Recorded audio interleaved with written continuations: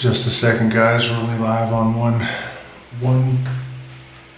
wing.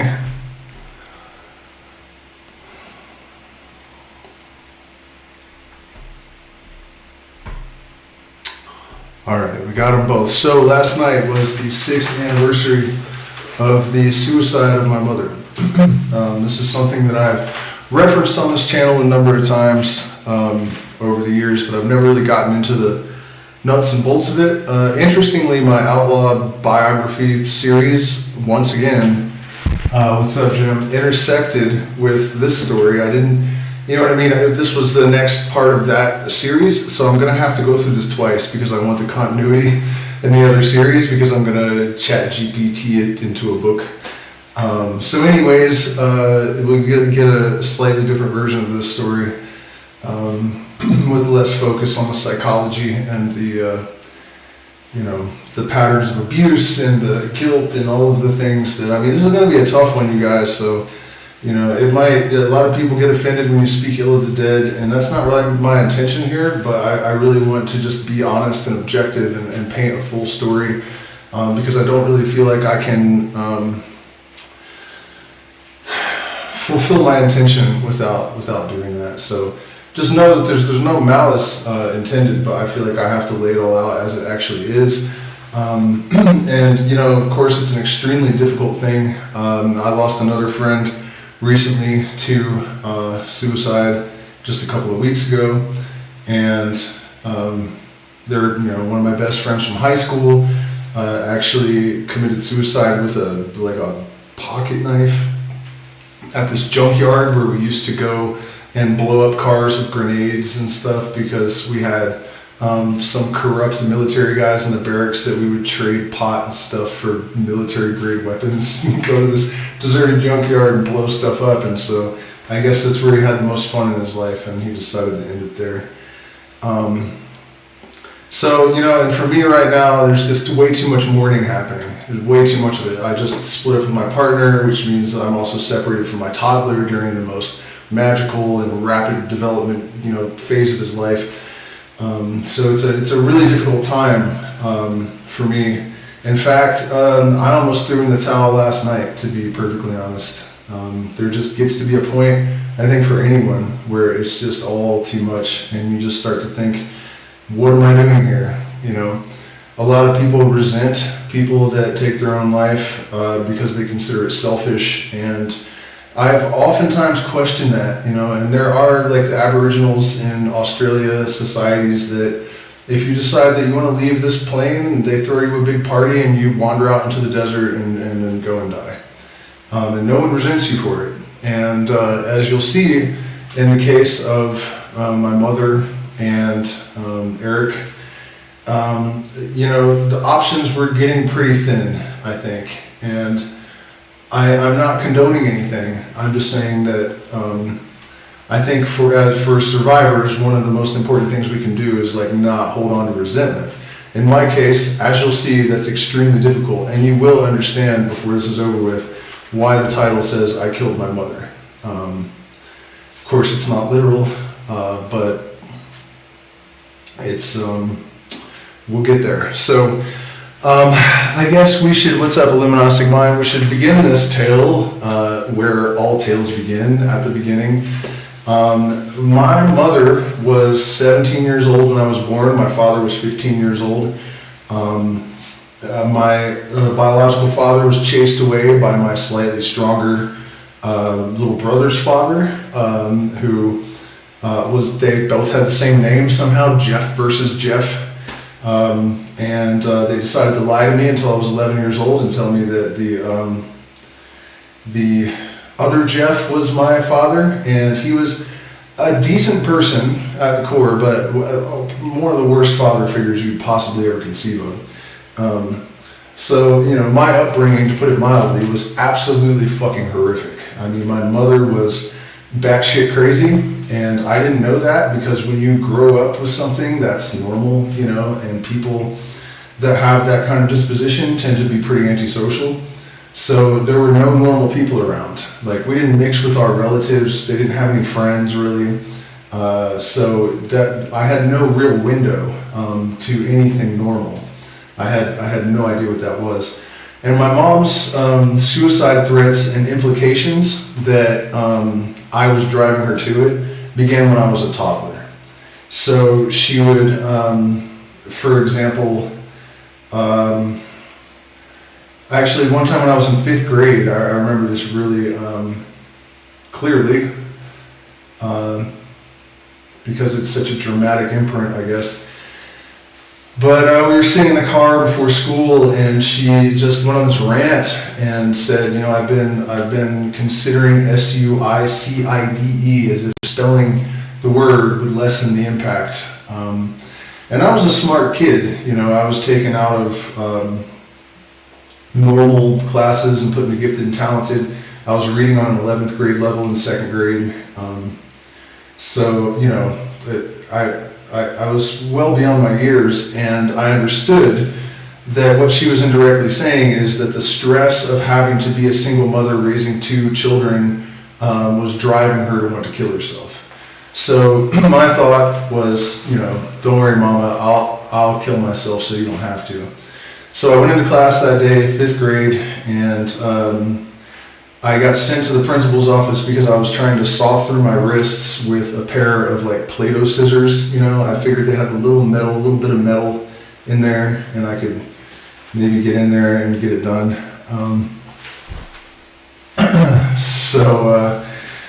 You know, it was, and again, I'm not trying to badmouth my mom, who, you know, unfortunately committed suicide, but I feel like it's important to lay out this whole scenario because of the way it all ties together in the end. And, you know, that wasn't the only horrific abuse that was happening. We were very poor. We had no indoor plumbing. My sheets would be frozen to the wall sometimes when I was woken up to go to school. I have to get up really early because my mom drove the school bus. And, you know, bullet holes in the windows, and cops wouldn't even come to the neighborhood sometimes when we called, you know. I mean, it was like well beyond what most of you can imagine, I think, if you're like middle class people.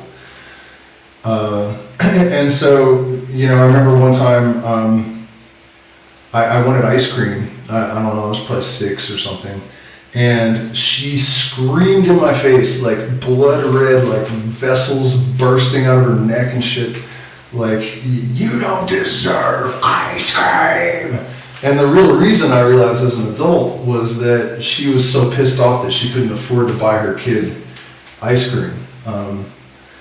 And so, you know, these weird, like malicious kind of transference of guilt and blame and inappropriate anger and all of this sort of stuff.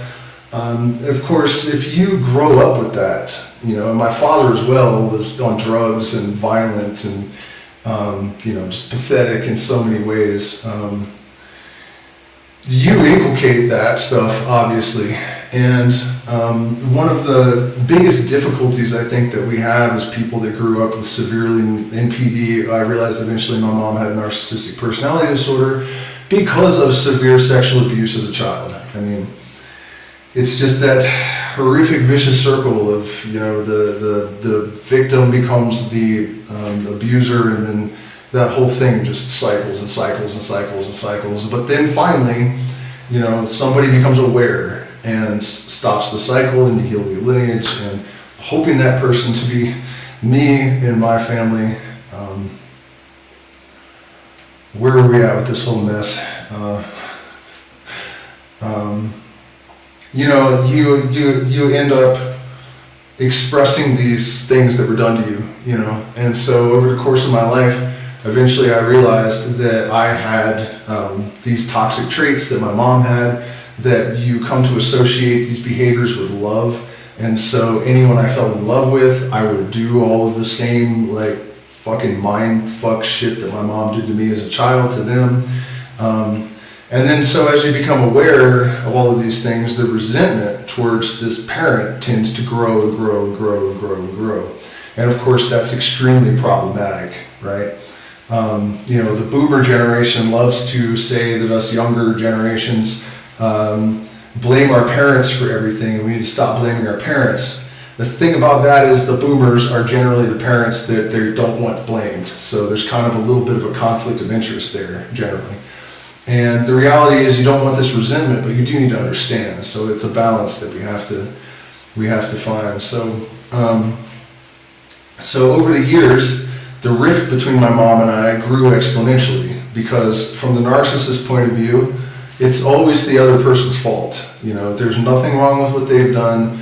I grew up being constantly told that I was going to be the reason she killed herself. I was the reason her marriages fell apart. Not the sexual abuse that made her, reluctant, I guess, with her partners. You know what I mean? That kind of thing. So everything wrong in her world, it was me. I did it all. I was the one that made her, and even at one point, she forced me to sign up for the military. She told me I had to get a job or join the military. I got a job, so she got rid of my vehicle. She had my stepfather take it to the dump, so I couldn't get to work, and then I had to join the military.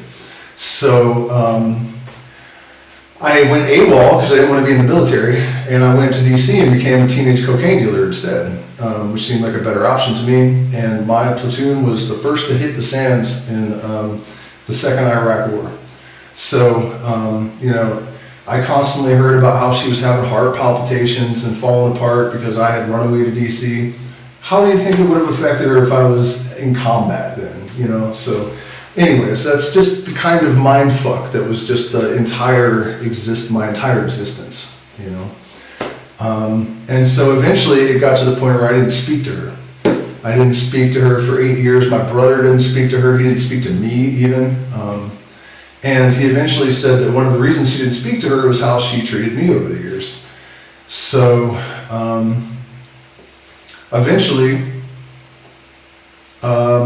she contacted me from Ecuador. She had moved to Ecuador and started a little farm with my stepfather.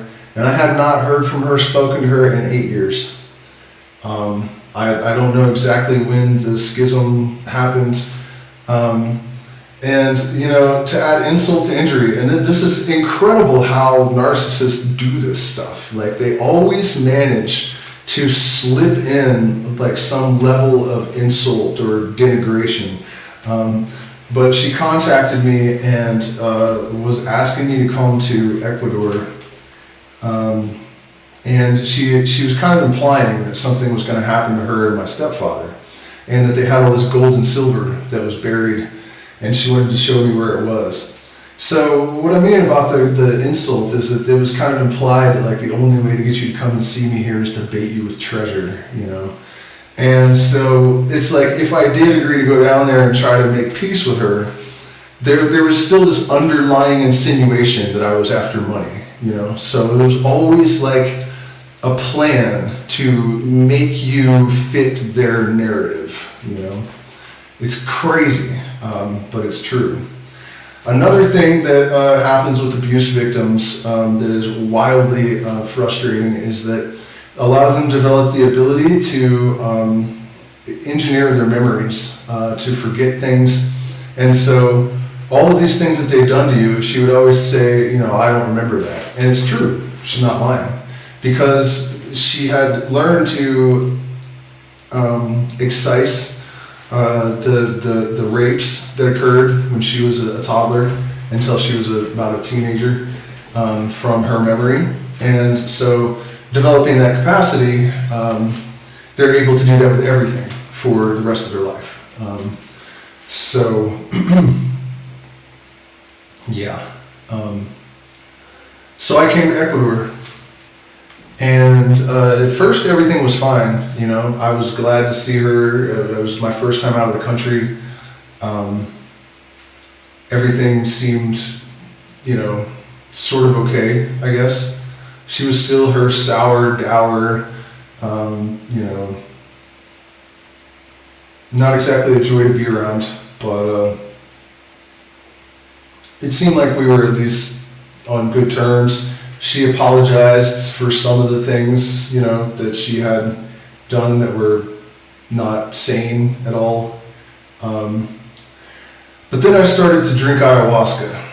And I knew the healing potential of ayahuasca. I had taken LSD and psilocybin and even tobacco. In fact, the girl that gave me the tobacco for the first time talked me into doing an enema with tobacco juice. I just saw her Facebook page for the first time in years, and it just struck me that it's incredible how some women can be like 150 different people. Like, she just had all these profile pictures, and they were like not recognizable as the same human being. Really wild girl. But the tobacco actually did cure a lot of my anger issues. And what I'm getting at with that is that I had already experienced a tremendous amount of transformation through psilocybin and LSD and various plant medicines, and semi-synthetics and synthetics like MDMA even, you know. I made a bunch of really positive decisions the first time I took MDMA, and I followed through on all of it. So I knew the capacity for psychedelics to heal, and I was trying to convince my mom, you know, to at least drink San Pedro or something. And so I started going to these ayahuasca ceremonies with a person who ended up being a great teacher. I was very lucky because the ayahuasca industry has corrupted and polluted and destroyed pretty much it's all just bad at this point. But this guy did not advertise. He had no interest in holding retreats. It was only word of mouth. To this day, when I knew him, he charged $30. It's only gone up to $40, and only because he bought a bigger property and a bigger, built a building with beds for people to sleep in and stuff instead of just on the floor like we did back in the day. So they're very authentic, you know, and this part of the story will really let you know, if you don't know about ayahuasca, like what it really can do, and what a real shaman can do.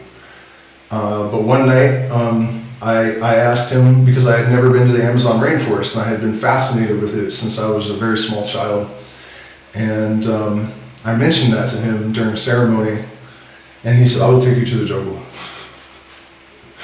And he was a Chet guy that was taught in the Shuar way, and that's how he talked. Still talks. He's still around.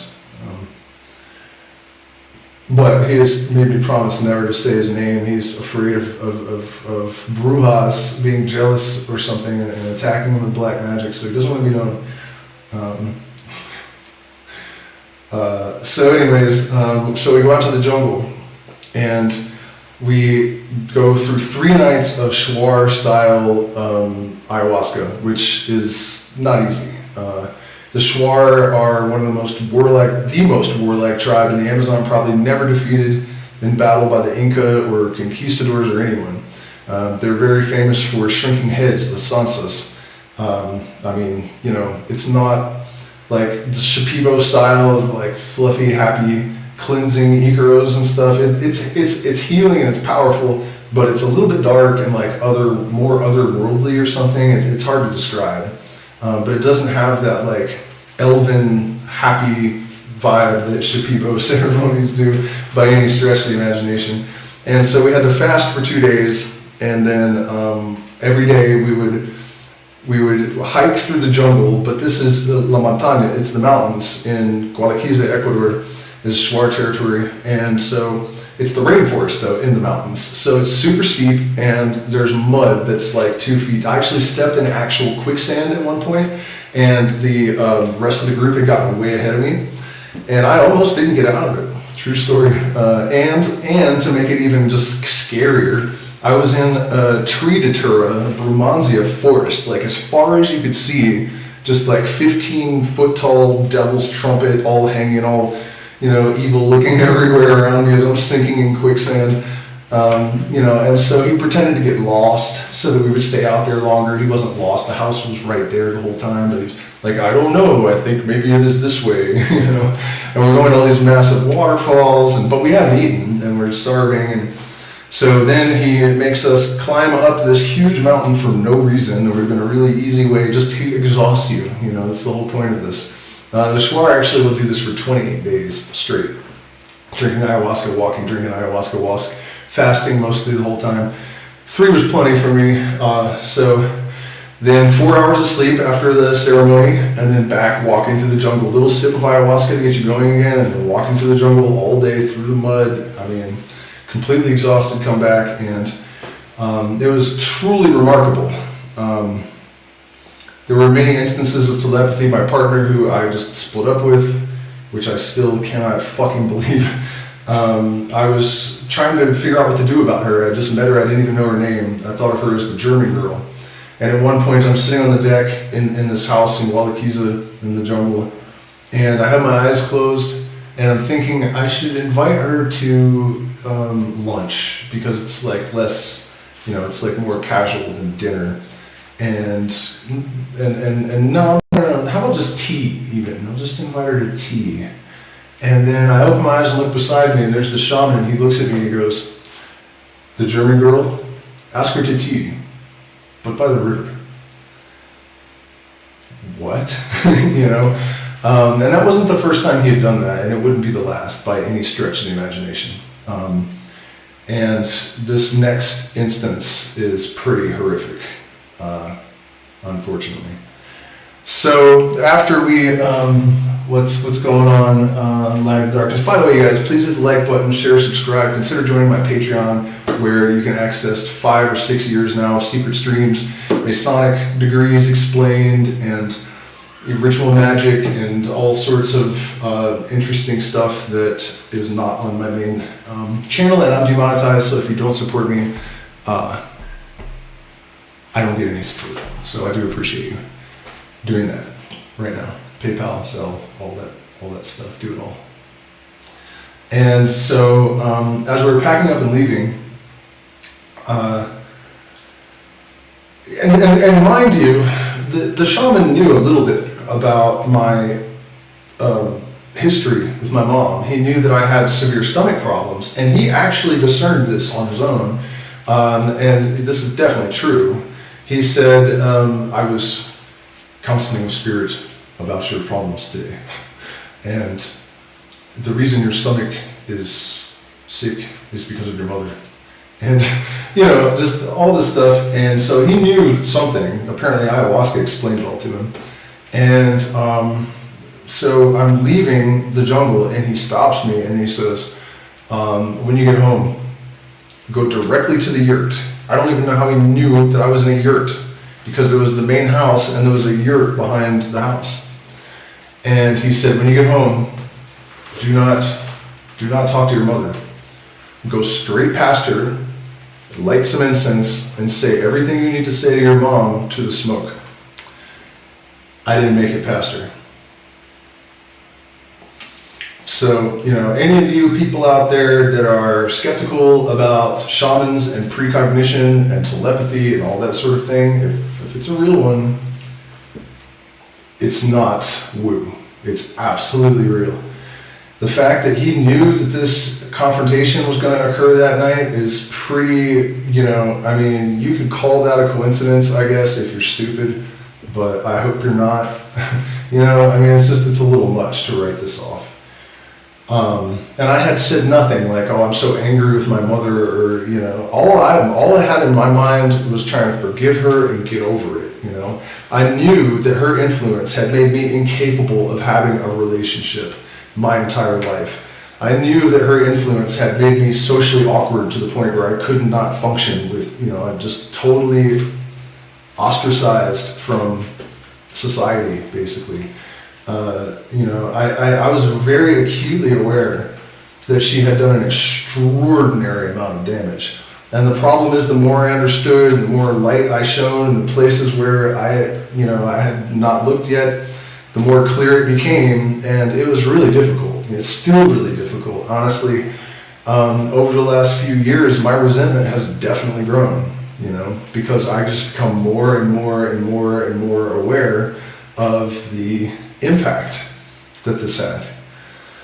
And so, unfortunately, because I had been sleeping for 2 or 3 hours, 4 hours, maybe a night, and marching through the mud and mountains in Gualaquiza, and getting eaten alive by insects half the night, not really able to sleep anyways, because we're just sleeping outside in the jungle, By the way, now, 6 years later, you can sleep in that jungle without a mosquito net. That's how much is dead. The insects are gone. They're gone. All of them. Like, the number of species that have disappeared before my eyes in the 6 years, actually even the last 3 years that I've been here, is fucking horrifying. So, by the way, see the jungle if you haven't, like ahorita, porque no hay mucho tiempo. No hay mucho tiempo.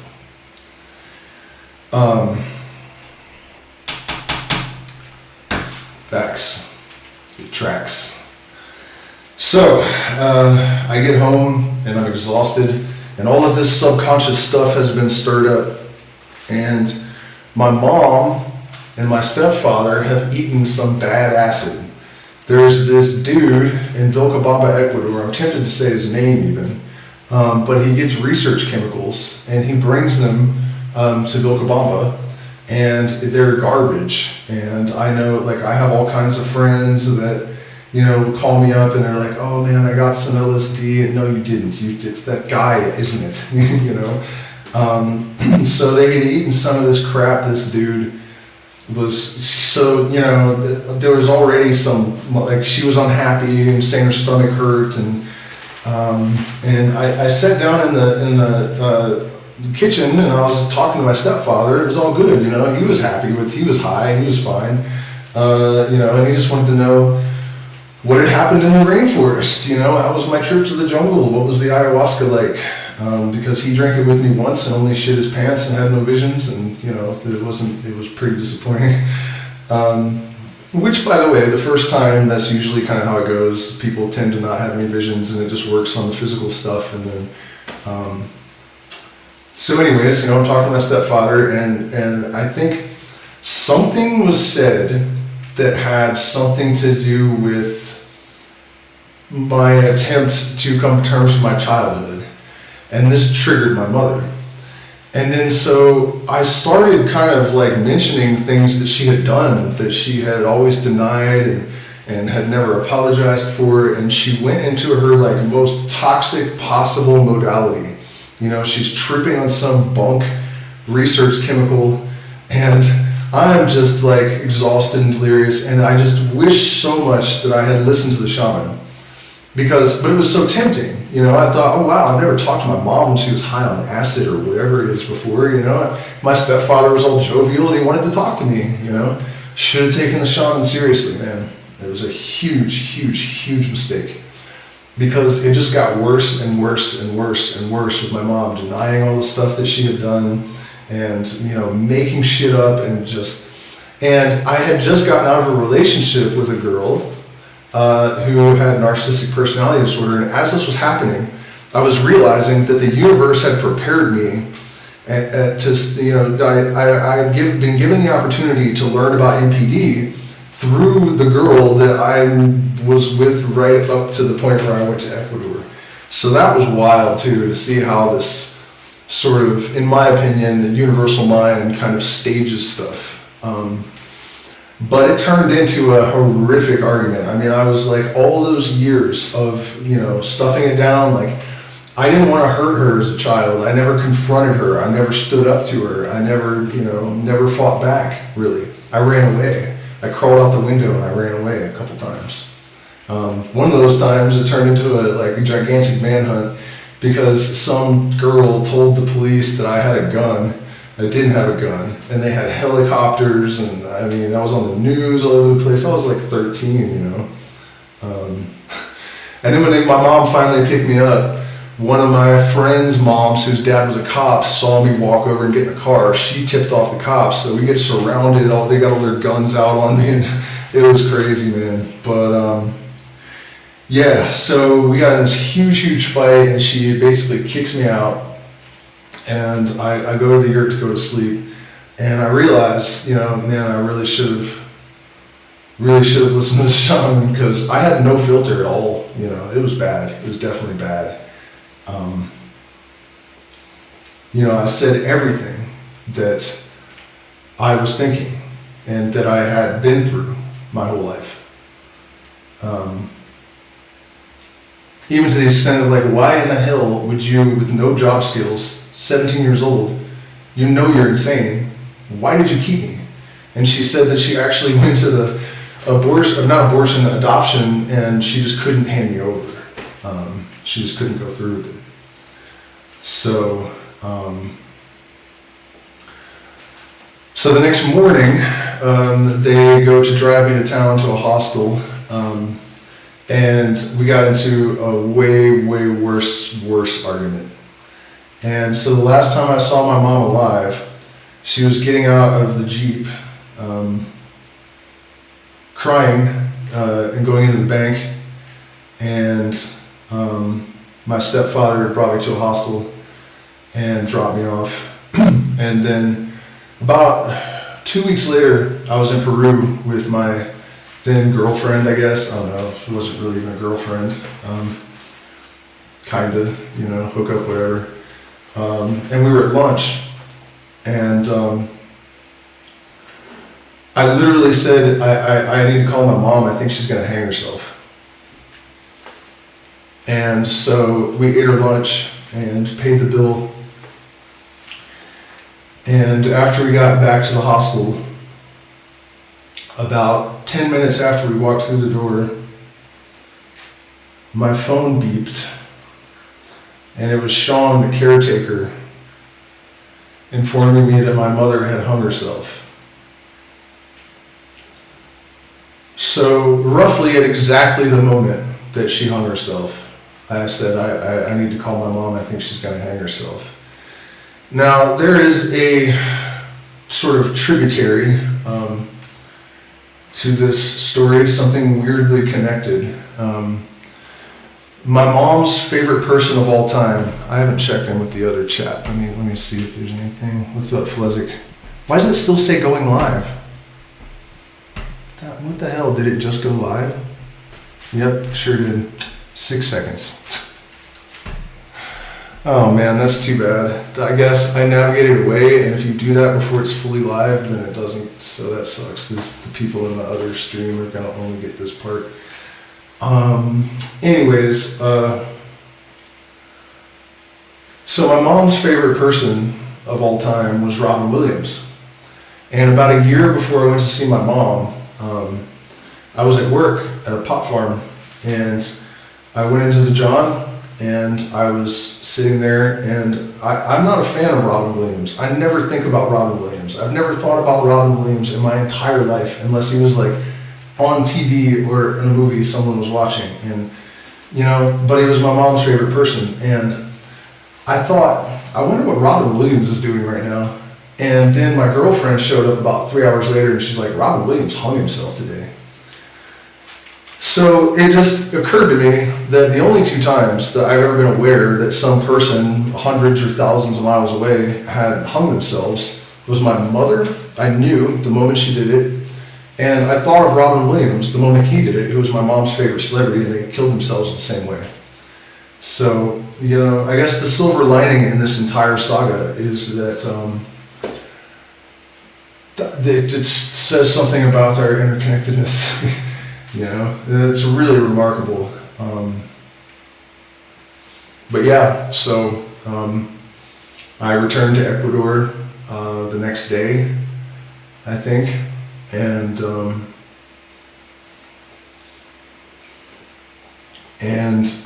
I met up with my stepfather. The girl came with me,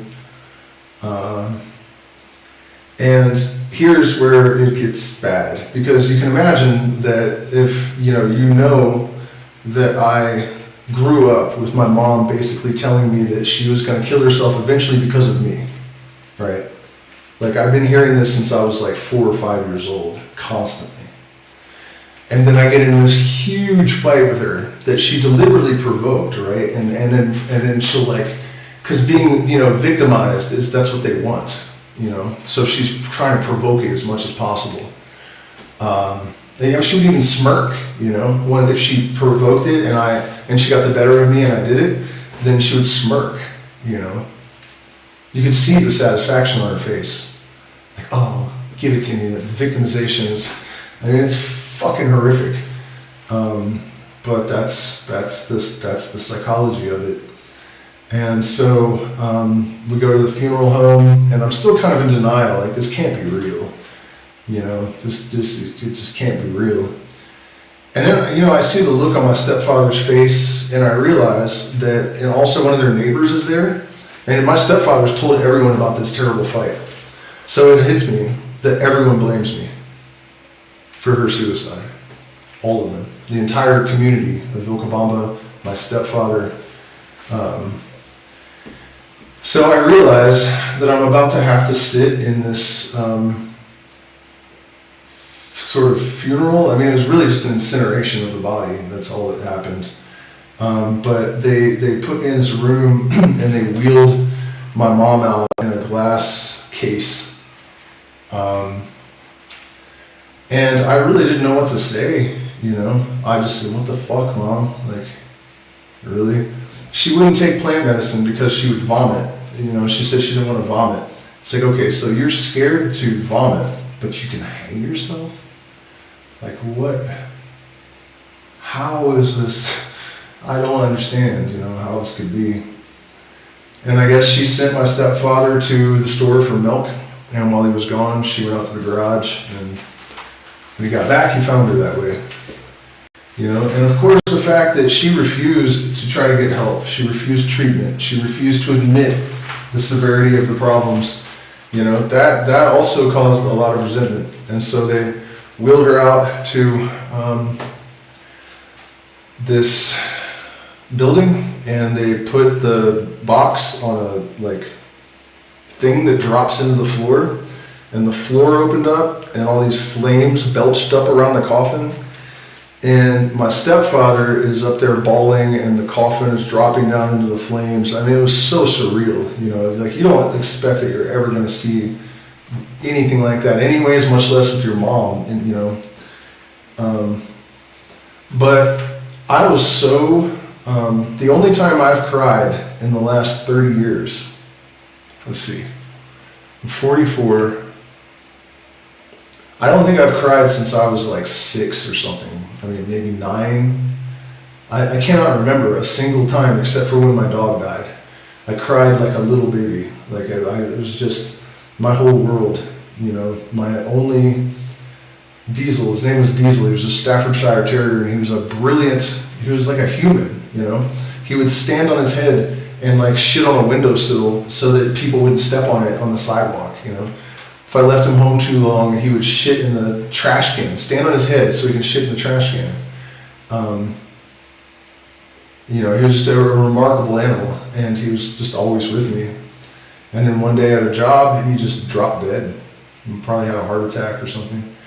But here I am in my mother's funeral without a tear in my eye, just stoic, sitting there, and Frederico, I think his name was a little tiny, you know, Indian indigenous people that are really, really diminutive. So I'm sitting there not shedding a tear, and everyone in the room blames me for her death, and he's just staring at me. Like, he's sitting beside me and just staring at me. Like, you fucking piece of shit. Like, how could you do this to your mother? Just without, like, he did not look away for a second, you know? And I think the fact that I wasn't crying just really confirmed everything, that I was like some kind of tyrannical monster. And, you know, I haven't said much about the other side of my mom. She had a huge heart. She was very generous. She would pay the rent of people around Vilcabamba with my stepfather's money. You know, his family's pretty well off, so, you know, they would just always borrow money from his mom, and then she would give it away everywhere. You know, she absolutely loved animals, and that's all these people saw of her. So it looked like I was just this completely psychotic, you know, evil, ungrateful bastard that had just come and been horrible to his poor, sweet saint of a mom, you know. And then so going to Vilcabamba and all the people there, you know, so many of them my mom had helped, and so I was just an absolute villain. So by the way, that explains the title here, you know. So I guess at some point, there has to be some kind of healing, some kind of integration, some kind of forgiveness. And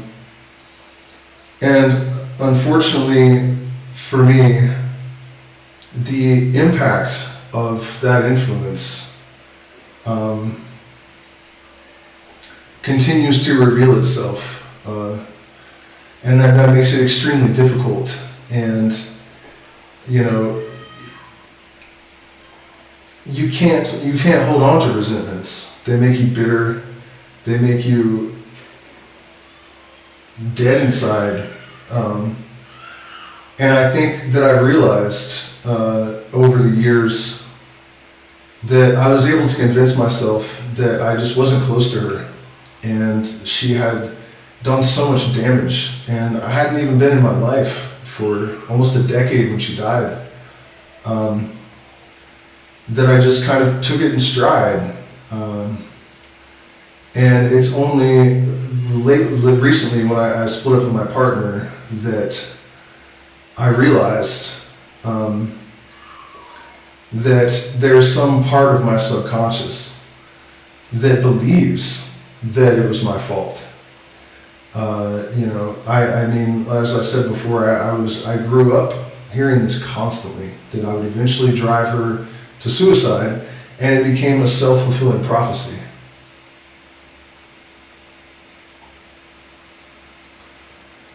So, and I wish I had more answers. This isn't really a stream with like a, solution. I'm really only sharing the story because I'm hoping that there could be something in the story that could help someone that's experienced something similar, And it's not like some part of me doesn't love my mother. Of course, the mental illness is progressive. So when I was a little toddler, I have the best memories of her.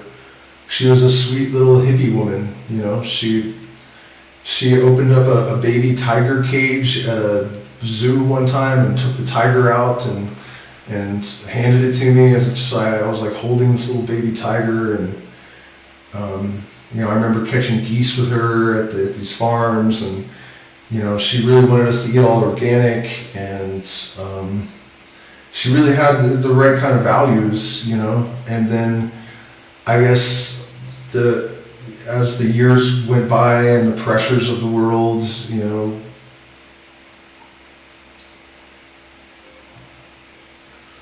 sort of exerted their influence on her, and just the tendency of trauma, unaddressed trauma, untreated trauma, is that it just amplifies and amplifies and amplifies and amplifies.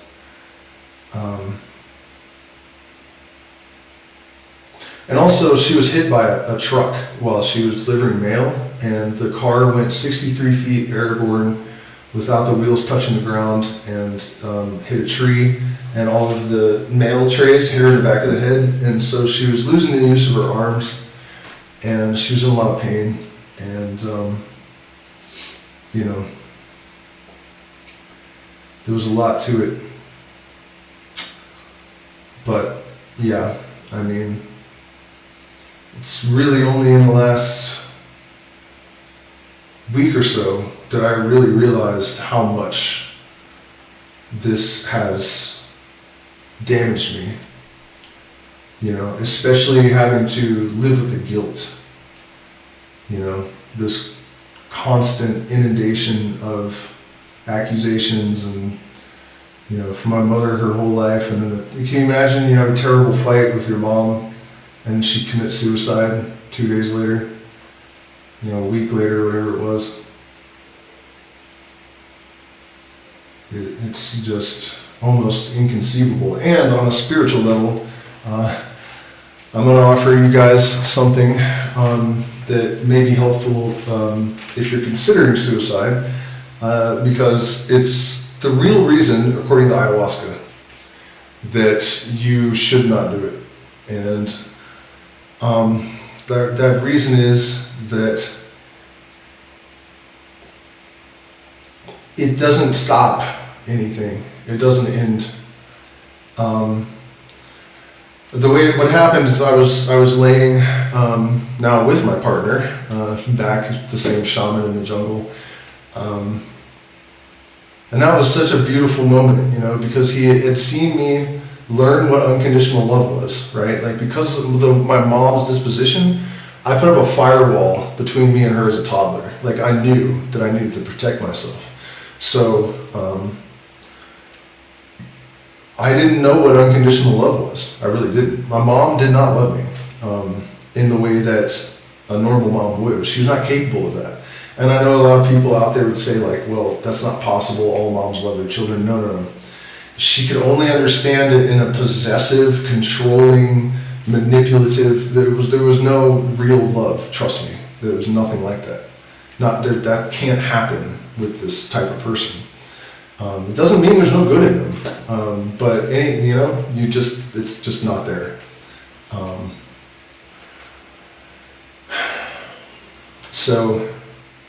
So he watched me discover what unconditional love was with my partner one night. It was ayahuasca and Bobansana. Before we were a couple, I didn't think that was happening. We were just friends, and I realized that standing down by the bushes, waiting for her to come out of the bathroom, that I had this absolute good intention towards her, and I had no investment. Like, I didn't want anything from her.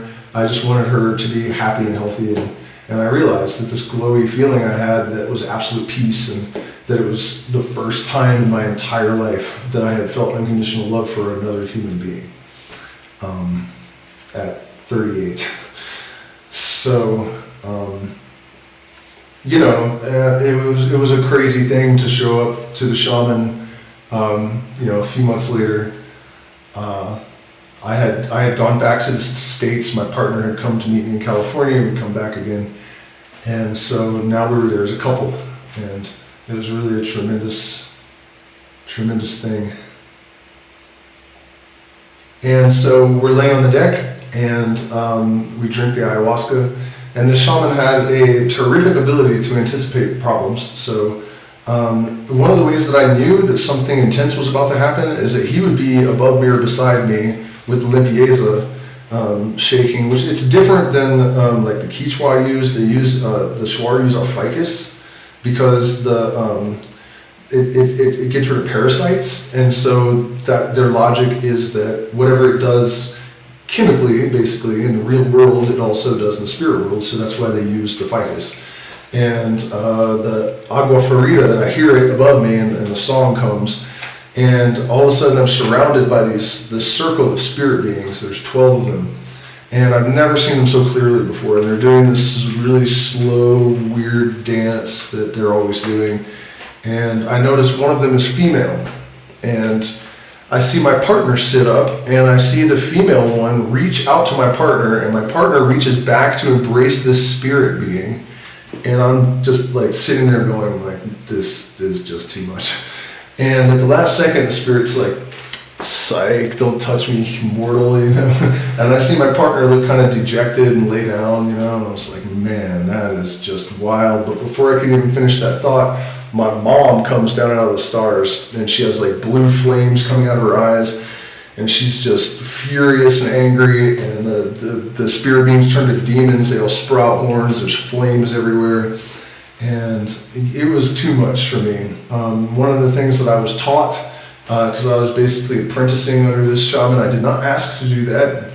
I was elected, because very early when I was drinking, I was just intuitively just taking care of people, and even using shamanic techniques that no one had taught me. And so he noticed that, and you were becoming a shaman. And so he started, kind of apprenticing me without any extra charge or anything.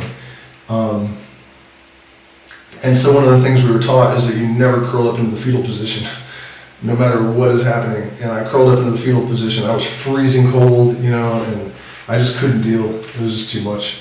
And then later my partner said, because I was trying to get her attention, like, because I wanted a hug or something, which you also shouldn't do.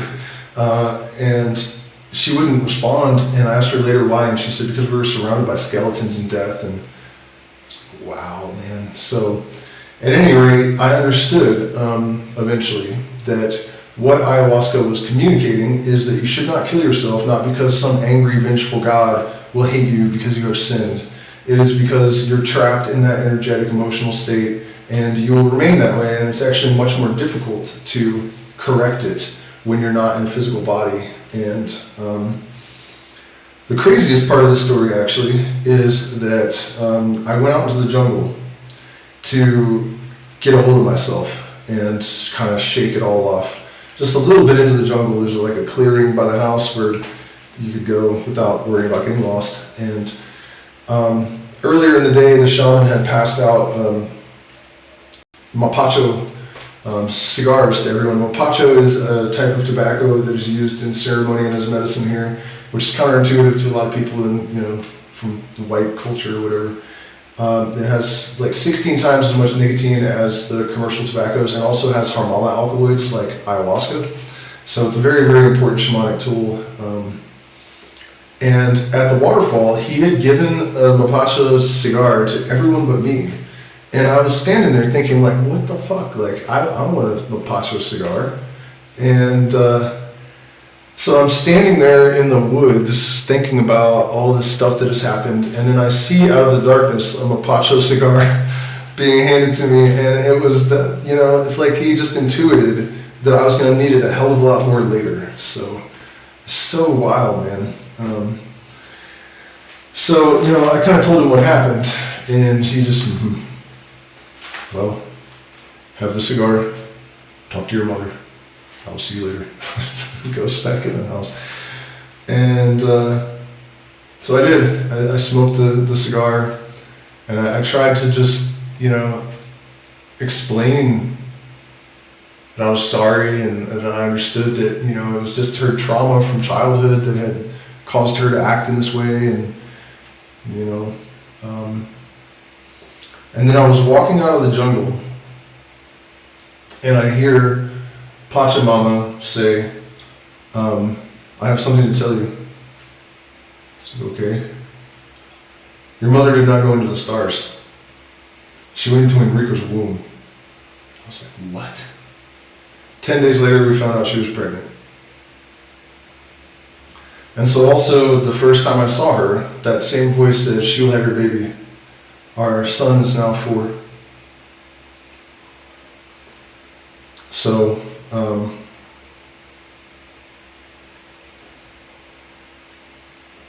who knows? Could be a coincidence, but kind of doubt it. And so, that's the story. And I wish I had some kind of happy ending that I could say, like, I've come to terms with it.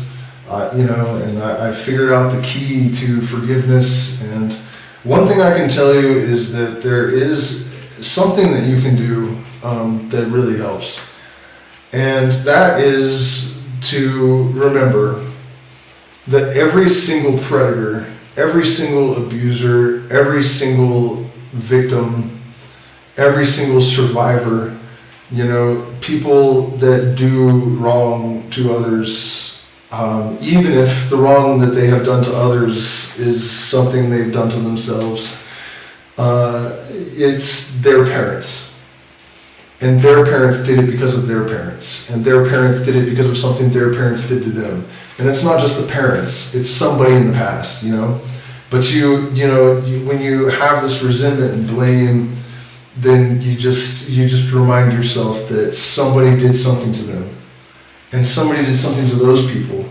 And so this rage and resentment kind of disperses through the ancestral chain, because there's really, it's almost like that, go take it all the way back to the original sin. By the way, you guys, I guess I haven't asked in a while, but please hit the like button, share, subscribe, consider joining our Patreon. I'm demonetized.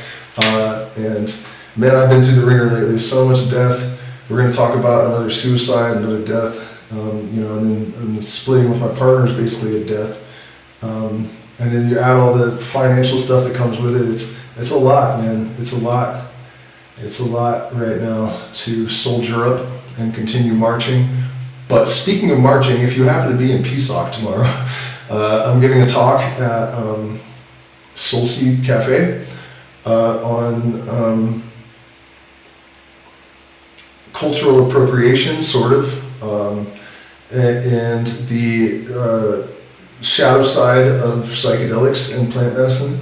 And interestingly, we are all people, all of the main speakers except for one are people with a background in the Western mystery tradition to some extent, but one of the other speakers is coming from a Christian point of view, which we do not appreciate, us, those of us who come from the older lineage. In fact, we really, really, really hate that. And it's ironic that there's this example of cultural appropriation that is thousands of years old instead of 10. And in our opinion, as the Kabbalion says, the original impulse of the gnosis is what was sort of stolen by all of these different religions. And then you see what happens. Like, the idea of the gnosis is everyone is sovereign, everyone is their own shaman, everyone is their own prophet. The only possible way to acquire spiritual knowledge is through direct experience. You can't get it from a book, you don't get it from a priest, and you certainly don't inculcate Jesus as a figurehead into the gnosis, because that defeats and destroys the entire thing.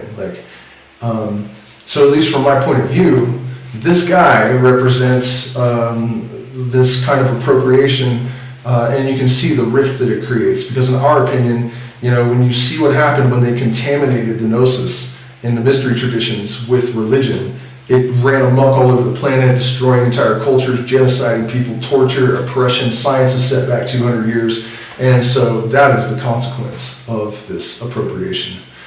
And it's going to be a mess, because I am not going to get around having to say all that after he speaks. And you might want to be there if you can. Otherwise, I certainly will record it and put it on the internets.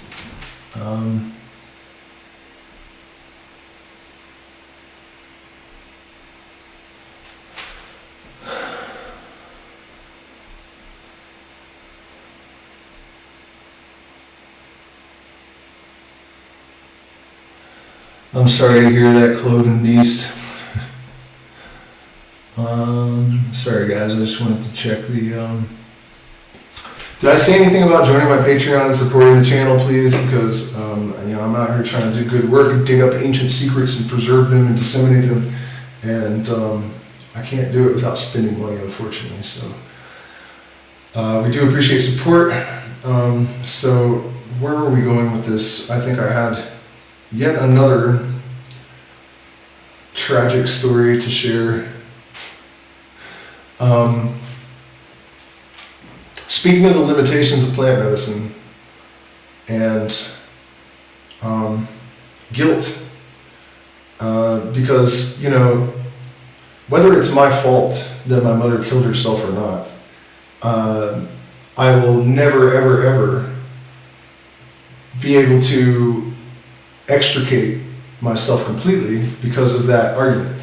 There's no, saying that it didn't contribute is just stupid. You can't really just, my brain doesn't work that way. If reality is reality, I'm very logical and pragmatic and objective about things, and there's no separating the fact that it certainly didn't help.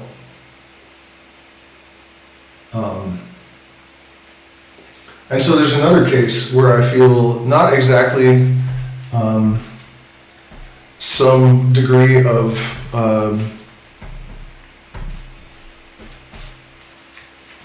not responsibility, but there's more that I could have done, and I knew that there was more that I could do. And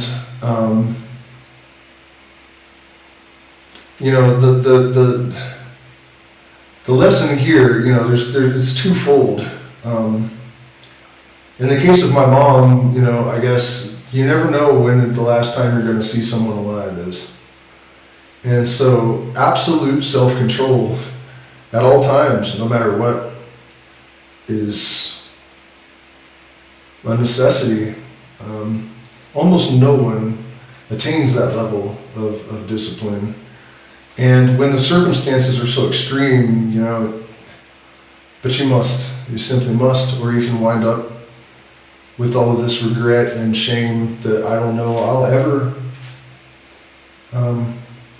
completely rid myself of,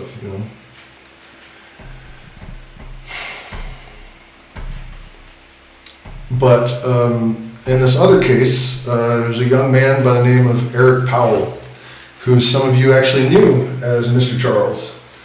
And Mr. Charles was a very kind-hearted, highly intelligent, sweet human being.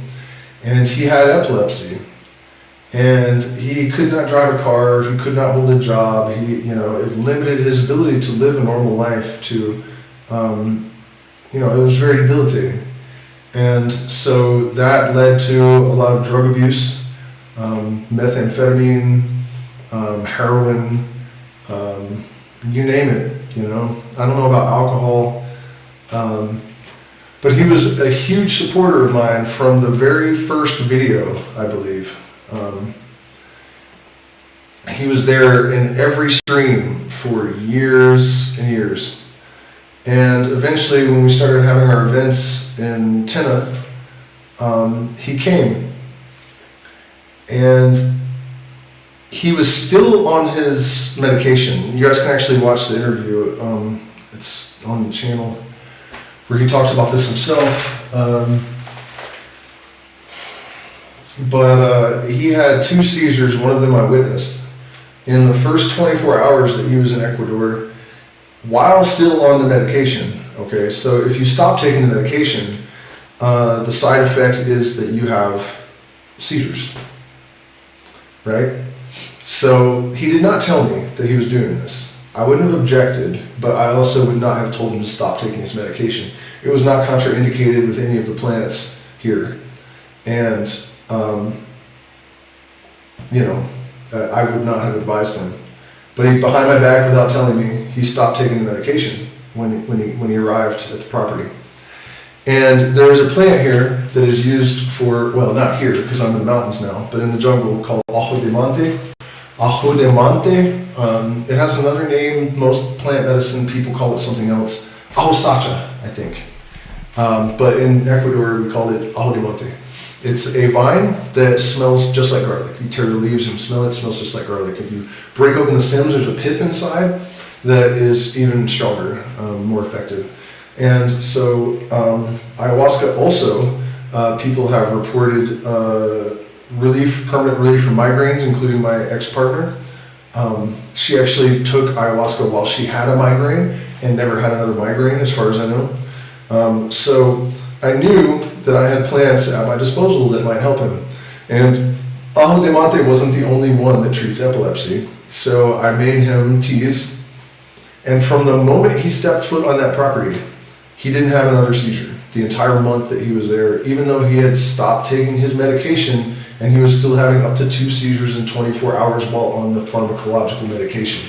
All right. So it felt like a tremendous success. It defied belief. He did not have any, difficult experiences. It was the best time of his life. According to all of his family members, he was the happiest he'd ever been.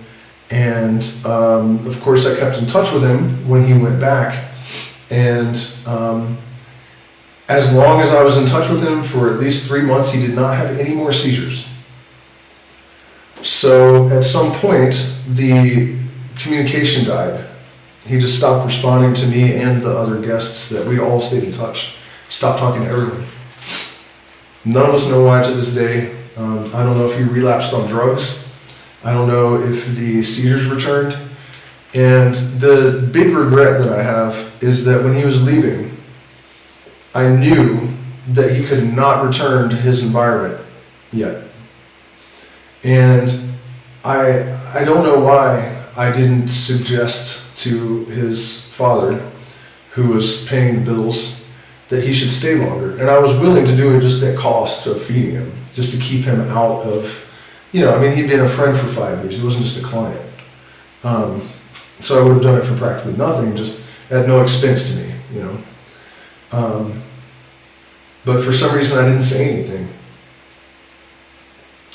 And I knew, you know, he cannot go back to his environment yet. He needs to stay in the jungle for a few months. But I didn't say anything. And then a few weeks ago, his father sent me a message saying that he had unalived himself. So it's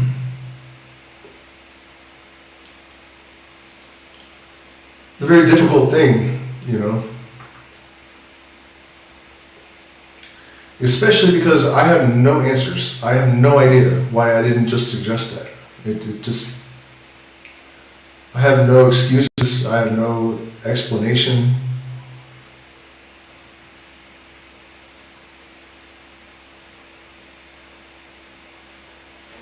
And of course, I'm not like blaming myself, but at the same time, I know that there's a very, very strong likelihood that if he had more time to stay clean and be out of that environment where he had access to all those drugs, because if he started doing, say, meth again, he would start having seizures again, you know?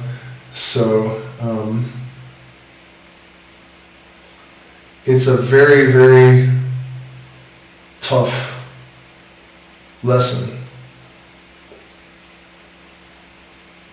that, you know, we always have to act on these intuitions when they're coming from a place of love, I think.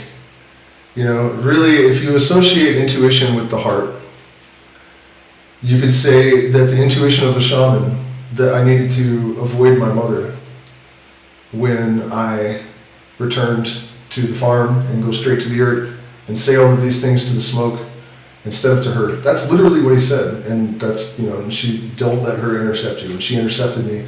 And I said the things to her that I should have said to the smoke. I mean, but the point is that that was an intuition coming from a place of love. And so I should have honored that intuition. And in the case of Mr. Charles, I also should have honored that intuition. And, you know, mostly in this stream, all I've done is tell the stories and how it affected me from my point of view. And I always like to offer people something they can use. So I think, you know, the lesson is obvious, that we must always center ourselves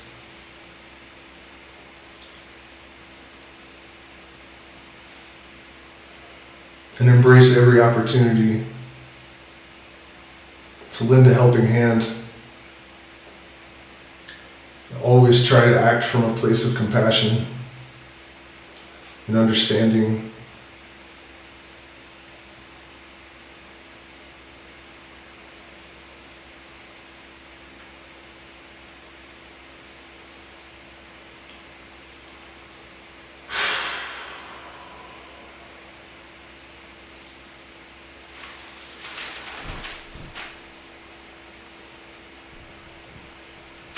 No, I can't stream the event because I can't, well, actually,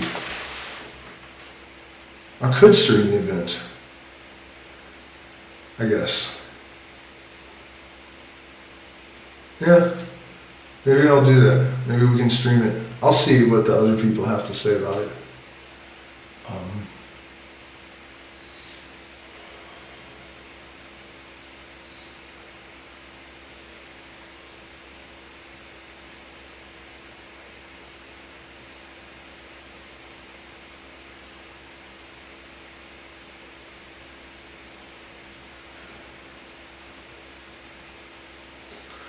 It's a very difficult subject, you know, trying to work through this in real time, you know. Like I said, this isn't like a success story exactly of having come to terms with these things and found the door to forgiveness and all of this stuff. It's more like I'm trying to work through it and allow you guys to be part of the process.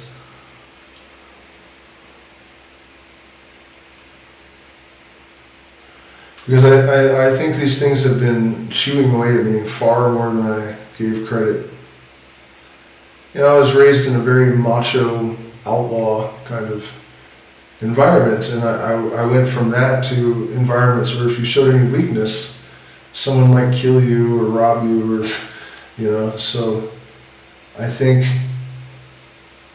one of the shadow sides of plant medicine, you know, I think you can become overly complacent and also convinced that you've come farther than you have, because you know the efficacy of the medicine, but you can extend it in your mind to cover ground that has not been covered. You know, and we are very complicated creatures. You know, I trained my mind as a very young person to constantly monitor and analyze my behavior, and I'm very good at it. But after this recent split with my partner, it only took like a day to realize how much I had wisdom I had ignored, things I had known that I just chose not to acknowledge, things that I had been, over crazy, like, you know, like not subtle things in some cases, like really, really big problems that I had just somehow just lived with, even though, you know, all the plant medicine and conditioning myself for mindfulness and whatnot. It's absolutely baffling in retrospect.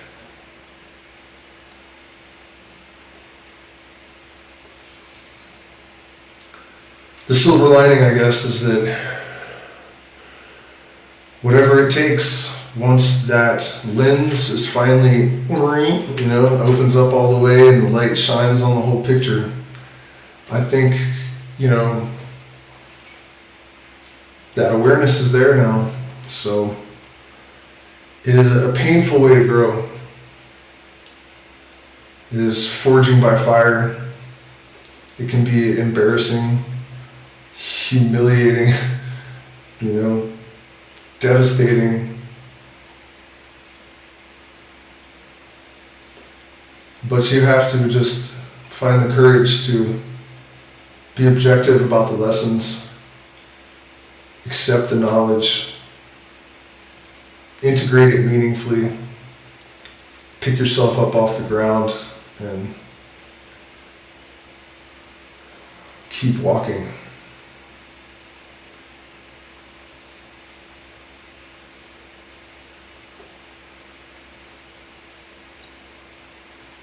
Even if you don't want to, you know. I to be honest with you, I really don't want to at the moment. You know, there's just so much. You know, we also lost a really beautiful person under circumstances that are still not understood at one of our events only a few months ago, and then the suicide of Eric, you know, and this all comes on the heels of what happened with my mom and I, and then splitting with my partner, and, you know, financial craziness and everything. It's, you know, I mean, I know that unaliving myself is not an option, but it's, you know, there are definitely moments where it's difficult to breathe even.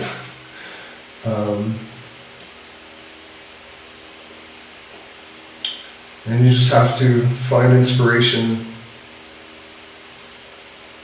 in everything that you can, you know. Luckily, I'm in a place where... Who's Eric to you? Do you remember Mr. Charles, seeing Mr. Charles in the chat ever? He was a longtime supporter, and I spent a month with him in person, and we would talk.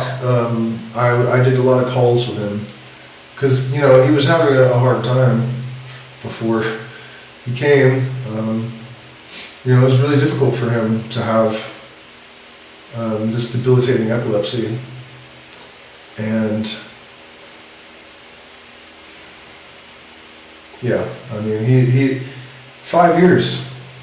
He was in every stream, and then I spent a month with him, and it seemed we had cured his epilepsy.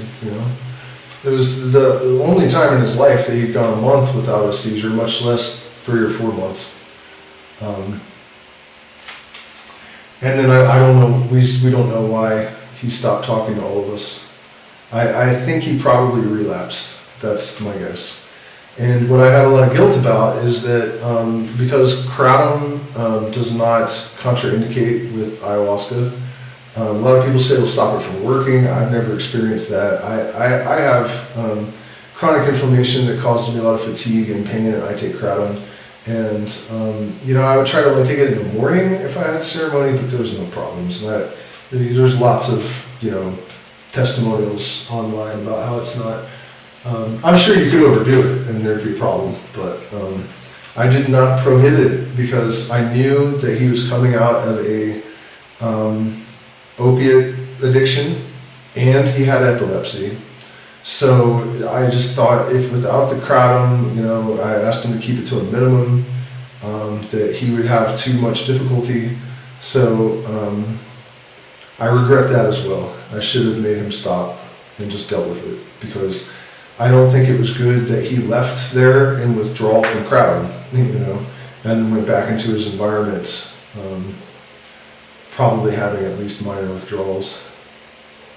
So,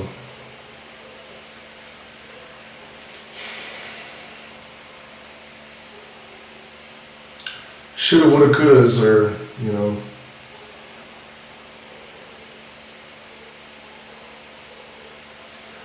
wisdom can be a hard one.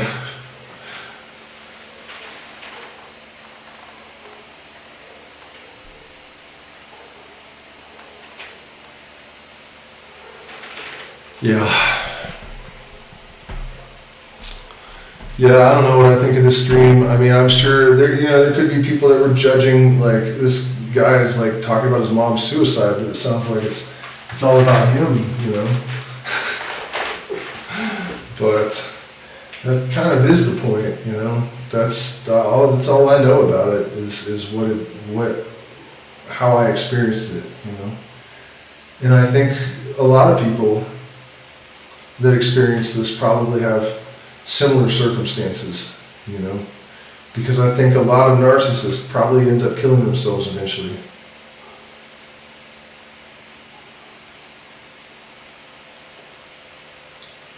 It's a very lonely existence, a very empty existence, a very angry existence.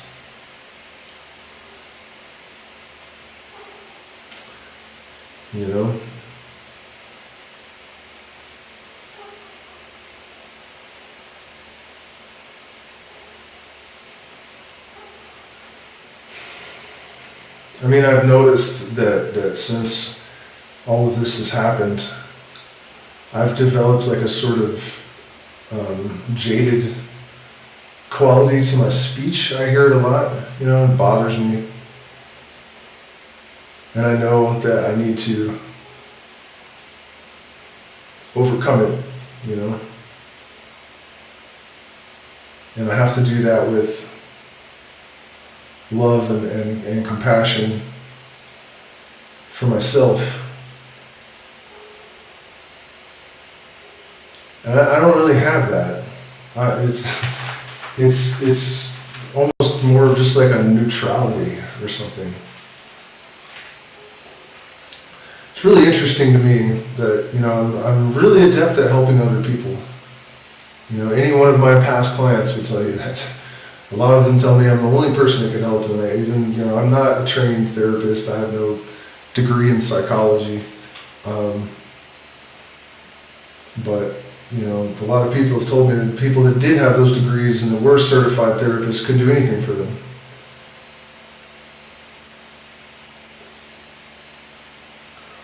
But I'm not as adept at lending myself the same service,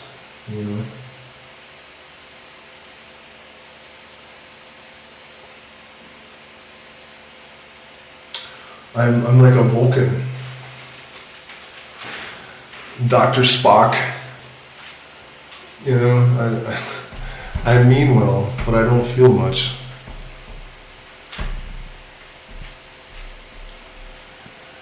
Well, the stream didn't really hold people too well. I guess maybe the drama's all run out.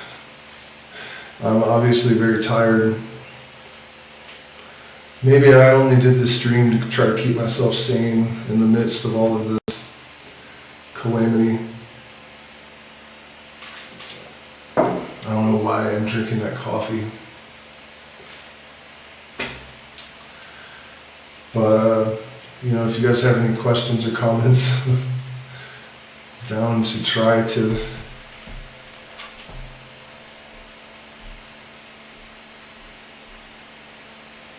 interact.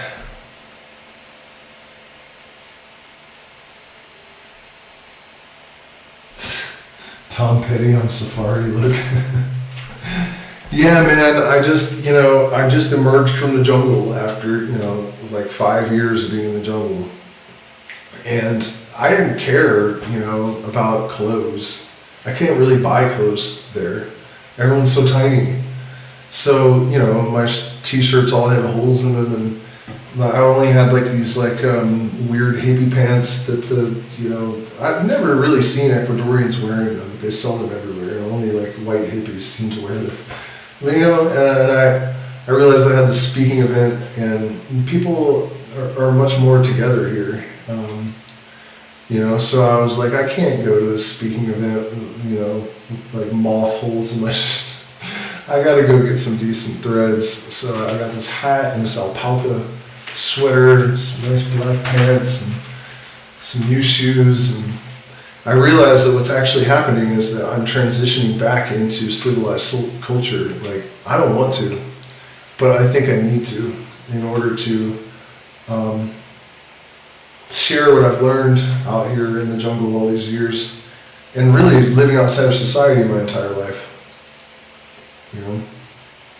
It's giving me a unique perspective, and I'm increasingly aware of that as time goes by. Primarily like how little I was influenced by the indoctrination that most people experience in society. I really dodged that bullet. Let me tell you, it's weird to be on the outside looking in. It's difficult to make sense of it and understand. But a lot of people, including Eric's parents, I think they really wanted me to come. The father offered a room or a farm or I don't know, something, and Eric's mom really wanted to meet me. His brother reached out to me because I couldn't save him, but I gave him a lot of happiness over the years, and the best month of his life. And so they all really wanted me to come during what was a very difficult time for me, and I just could not imagine trying to reintegrate into like Portland or something. I like if I go into a mall, it's literally like hell. Like the fluorescent lights, and I can't do normal stuff. Like I hate being in a grocery store like vehemently. I don't like walking down the street in a town. I just feel exposed and I just don't like it. I don't like society at all. I really don't. Like nothing about it. There's no aspect of society except for nice restaurants. Like that's 5-star restaurants I'm all about that.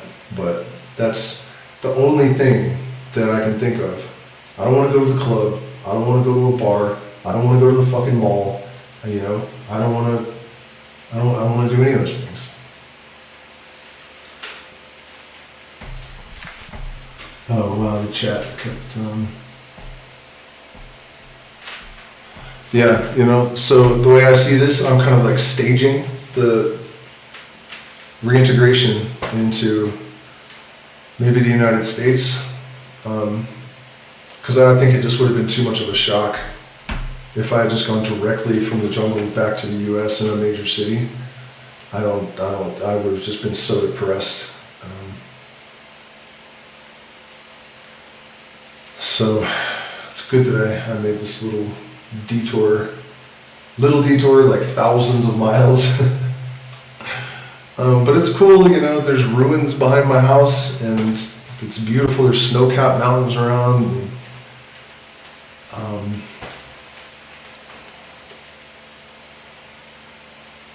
really interesting indigenous cultures, you know.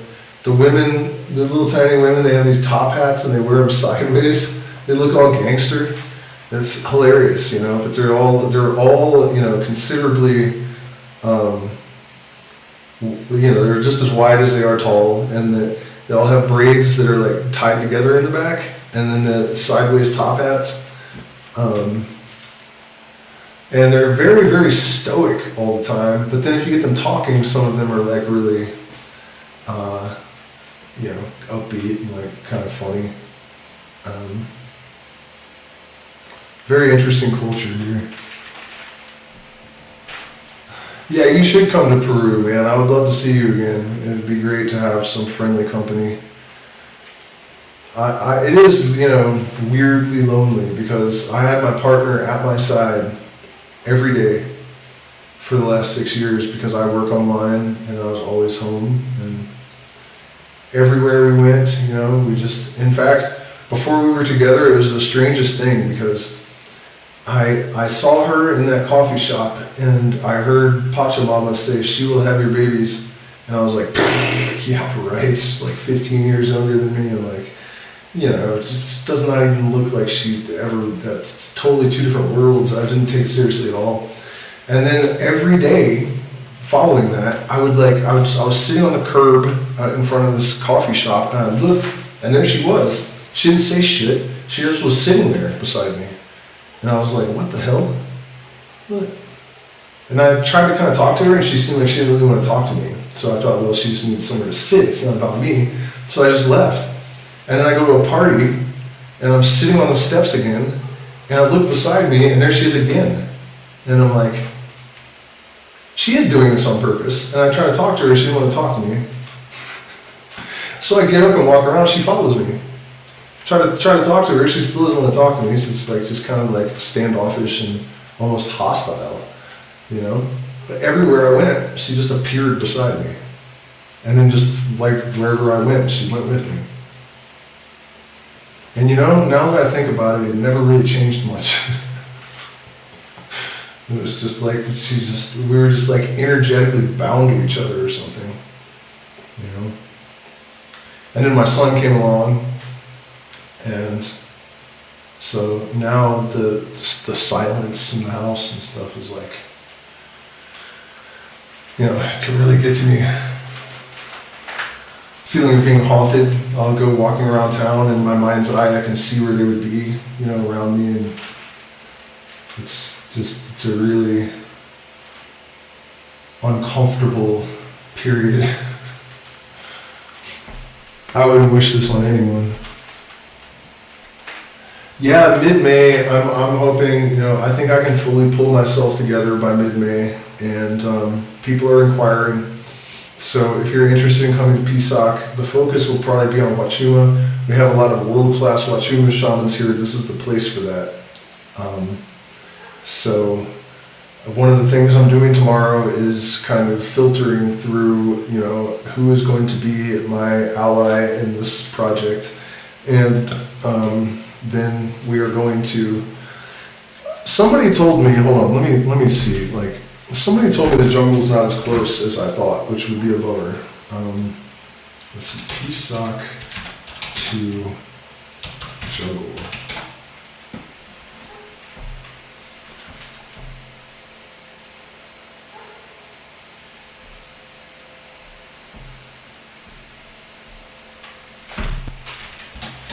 I already checked. I think the woman is wrong that told me this. Oh, wow, man. You can actually walk from Machu Picchu to the jungle in 4 days. I bet that is badass. Wow, man. What do you guys think of that? Does that sound like a good idea?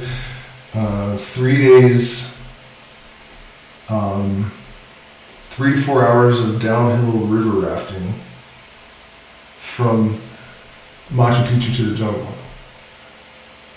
So it's not true. She was telling me the jungle's 9 hours away or something. It is not 9 hours away. Definitely not. Inca jungle trek to Machu Picchu, 3 days. No way. No way it's 9 hours in a car if you can walk in 3 days. So, and that's another possibility that we can integrate into the event in mid-May, is that we will actually take a train to Machu Picchu. There's a train that goes from here to Machu Picchu. But either way, there are ruins all around. There's a town called, I think, Maras, that is about 30 minutes away. And behind the town, there are these, why is this going on focus? Track my face. There you go. Fuck with me.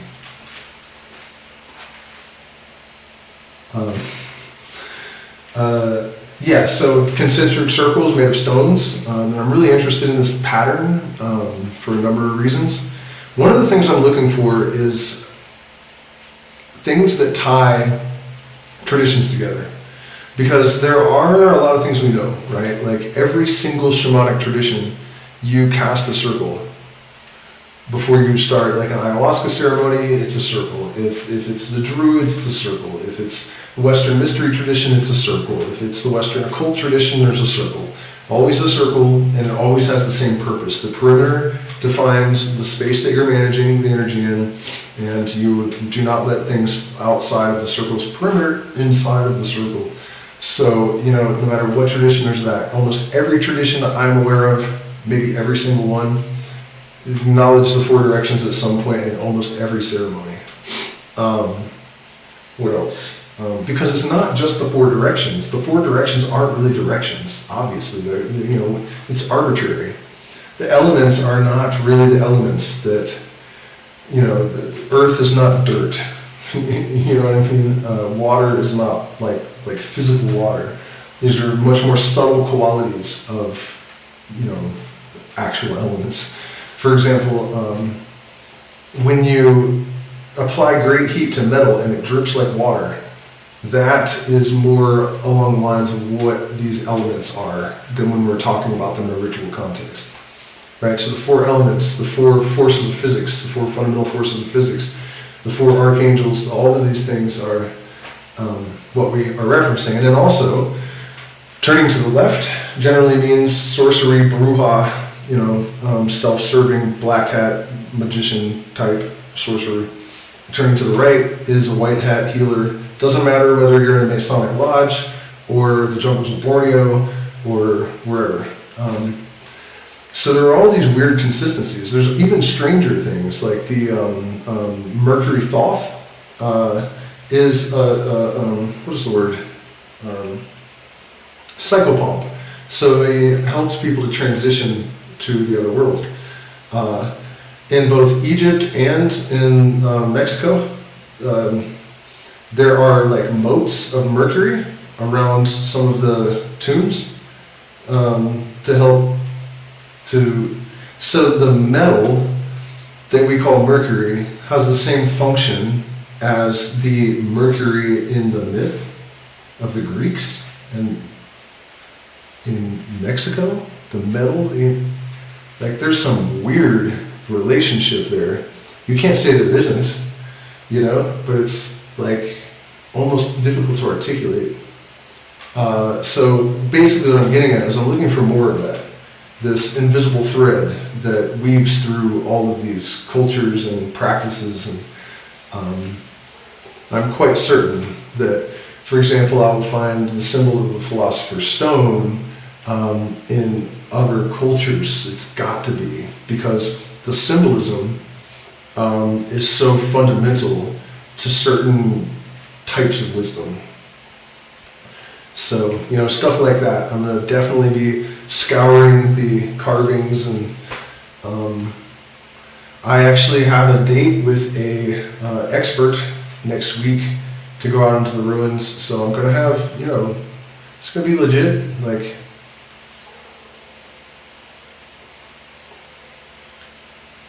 ancient alien style. And I mentioned the ancient alien things because this is where the elongated skulls are. Is where they were found, some of them.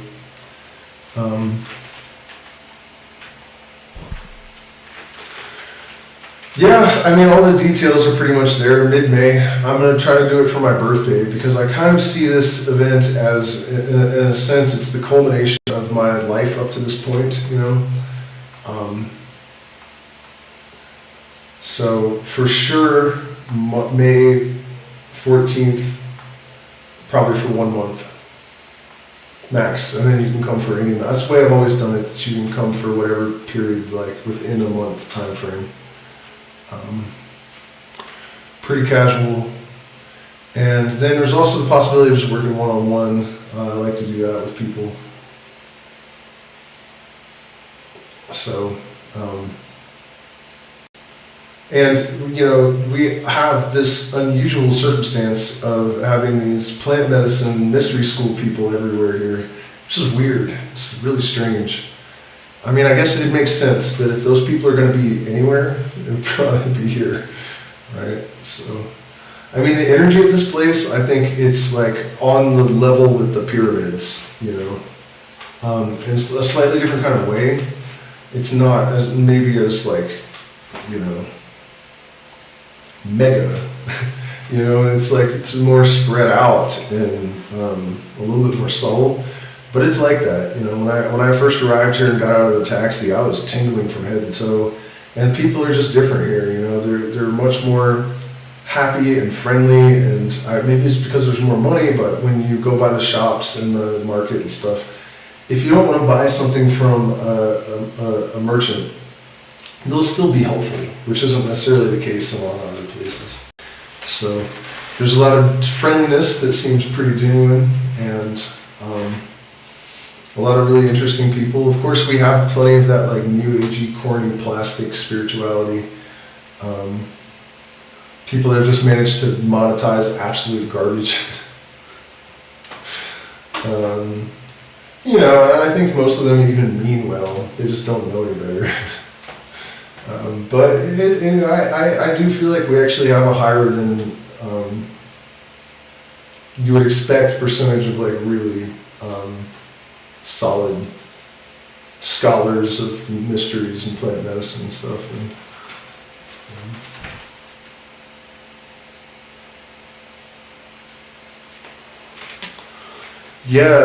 so Athena, you speak a little bit of Spanish. I love that I speak better Spanish than a lot of my Latin friends in the United States. I think most of them at this point.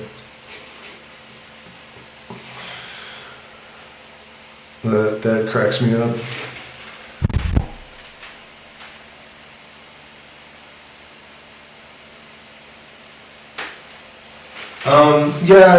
When you see numbers that are aligning like that, it's definitely meaningful. It's a strange thing because, of course, the matrix-bound mind would tell you that you're like borderline schizophrenic, and there's actually a name for it. Hold on, let me get this. It's super hard to pronounce. What is it called when you see strings of numbers and think it's meaningful?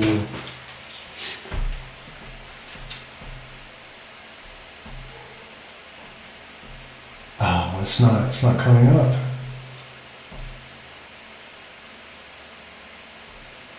It's nothing but like the angel number crap and all that. There is a word for this. It's considered a condition.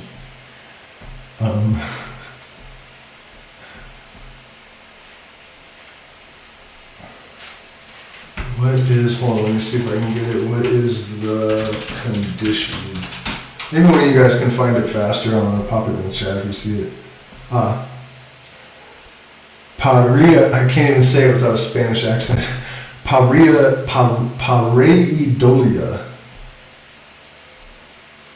That's not it though. That's when you see patterns in things. Anyways, though, 4 is the number of initiation. And so 444 is, it was really weird. When I was going through like the peak of my process, that was one of the first strings of numbers that was significant. And what happened was my roommate, I didn't really pay much attention at first because he just kept saying 444, like look, 444, you know, he'd see it everywhere and he was always pointing it out. And then I had all these weird Aleister Crowley synchronicities, and I ordered a book, and he received the mail, and he pulled the book out, and his eyes got all big, and he turned it towards me, and on the spine, it said 444. And, you know, there's way more to the story that would make it, like, much more impressive sounding, but we don't need to get into it all right now. But yeah, that's, you know, the thing about the interpretations of all this is that there is a degree of subjectivity to it. It is your world, it is not mine. But I can tell you that 111 generally is associated with like truth and love and harmony and all of these kind of things. 444 is about initiation into 2 new levels of knowledge. 555 is cyclical. 666 has to do with enlightenment and illumination and light and the sun.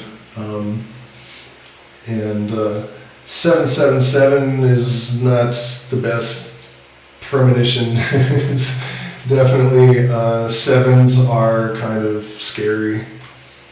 So hopefully you don't start seeing that a lot. 1111 actually is a glyph of symmetry. And the reason there are 2 11s is that one of the 11s represents the magical expansion internally, that is reflected in the magical expansion externally, because 11 is a number of magical expansion. It's also the complete Sephirot. So the normal Kabbalistic tree of life has 10 Sephirot, and the doit, the throat chakra, basically is knowledge and relation. And so it's usually drawn not at all or very faintly, because knowledge is like not real in the same way that, you know, Keter and Chachma and Bina and Tiferet, all the actual realities in the universe. It's just perception and relation. So I hope that helps, you know, best I can do.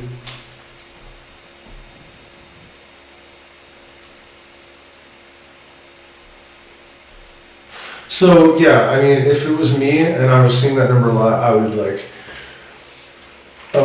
prepare to receive, you know, new types of knowledge, and the best way to do that is to be prepared to let go of old knowledge. You know, we all fall in love with ideas. We all adopt beliefs based on our predilections, you know, our proclivities and wish demons. So if you're seeing 444 a lot, reminding yourself to be philosophically, ontologically, epistemologically, maybe even morally malleable, so that you can receive new information. And remember that anytime there's a transition from any state to another state, there's usually a period of chaos, because the constituent parts have to have space in order to reconfigure themselves and re-engineer themselves. And so that empty space is the chaos that allows things to move. Without that, there would be strict order with no possibility of reconfiguration. So What do you guys think of the thumbnail? Was that too weird? I asked the AI to just give me a family morning and to put an angel and the devil, and it was putting horns on all the little kids and stuff.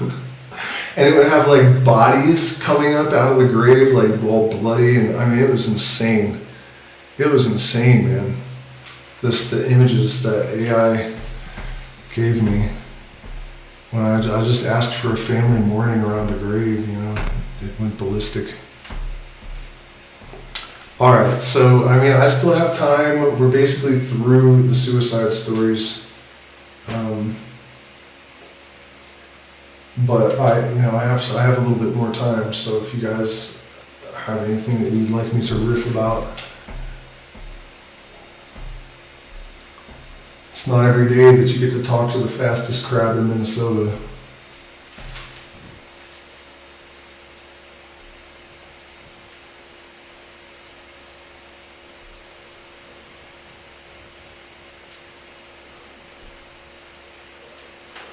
Okay, so he's asking about the nature of light in the physical world. That's a perfect question for me, because the mystery tradition, and it's not even like, I hate even putting labels on anything, because what it really is that the mystery adepts figured out the truth. It sounds arrogant, but it's fucking true. There's no way around it.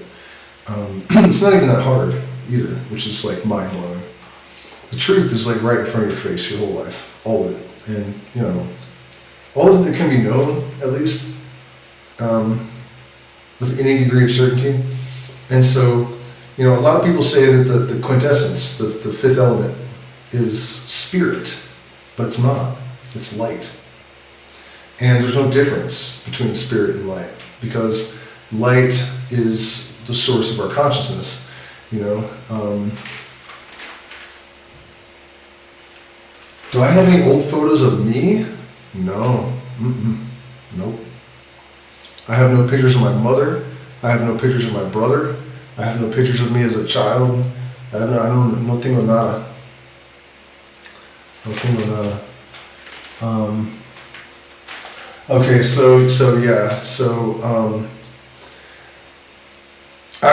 maybe you could like clarify that question a little bit, but light is the central secret. It is the organizing principle of the universe. It is the source of our consciousness. It is visible spirit.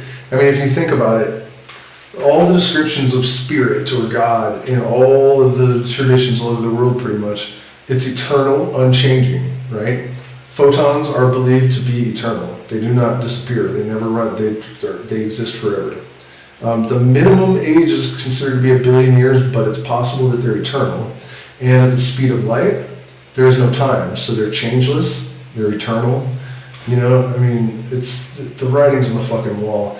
And even in Christianity, which really just like, it was written by adepts of the mysteries, and they wanted a system to control people, so they cloaked the truth in myth, as one pope put it. The pope said this about Christianity, that, we had to cloak the truth in myth. And that's why you have the sunlight walking on the water, and the sun moving through the Southern Cross in 3 days, just like he spent 3 days on the cross. The sun stops moving 22nd, 23rd, 24th of December, and then moves again 1 degree, so the 3 days in the tomb, all of it. It's absolutely insane.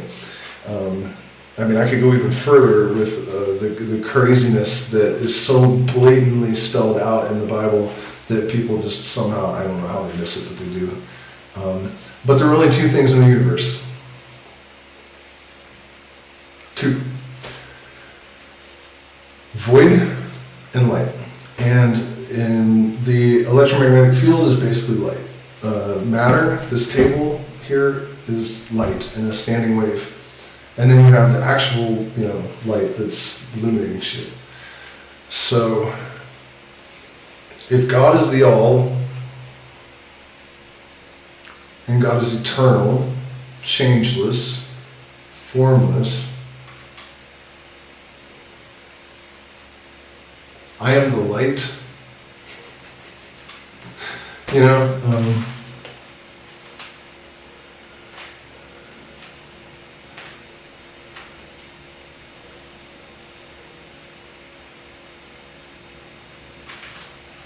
And so I think the oscillation of the wave, there's two poles, and the interaction of those two poles, I think, is what gives rise to consciousness. So I don't know if that answers your question, but why is there no, does that mean to read? What's my astrological sign? I'm a Taurus.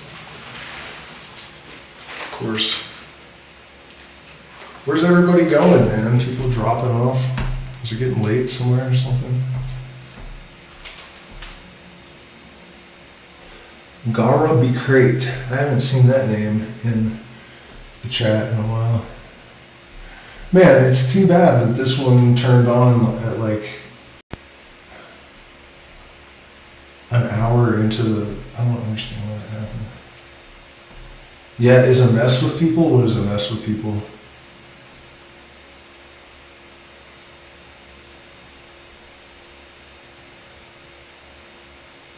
Yeah, I mean, one thing that I didn't really explain so much here, and I'm not claiming that I've pulled this off, because obviously, I've made no secret of the fact that I have not been able to come to terms with the animosity towards my mother. I haven't. I'm not going to lie to you guys. I wish I could, but I haven't. But I still know what the trick is, You have to be able to understand that, you have to be able to analyze your relationship with your parents and then see it, how it is manifesting in your life. That is the first step. And you just have to do your best to understand without animosity. I've failed at that still to this day. I feel like I might be getting over the hump,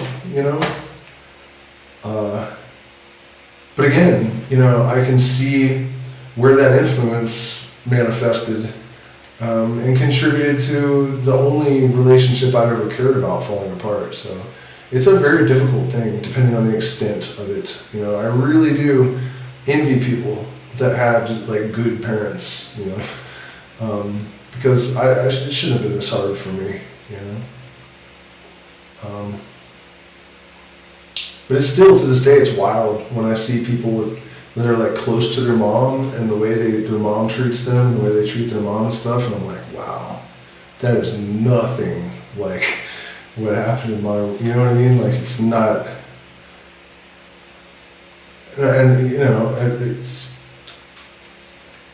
I'm aware of the difference it would have made. So, nevertheless, man, we have to be able to like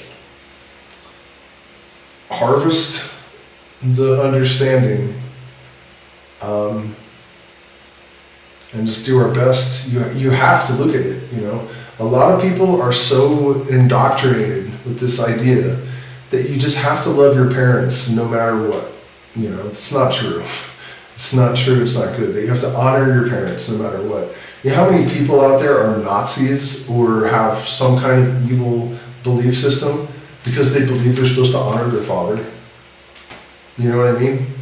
If your father is a shitbag, you don't have to honor him. It doesn't matter what the Bible says. It doesn't matter what you've been told.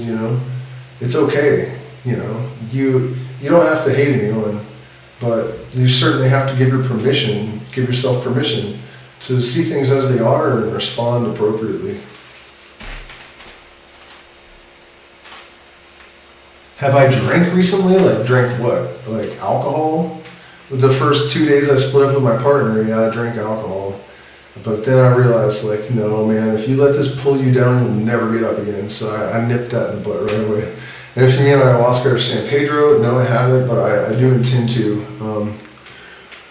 Pretty soon. I still have not regained my, like, stability in terms of, like, I feel too shell-shocked, I don't think I should yet, but soon.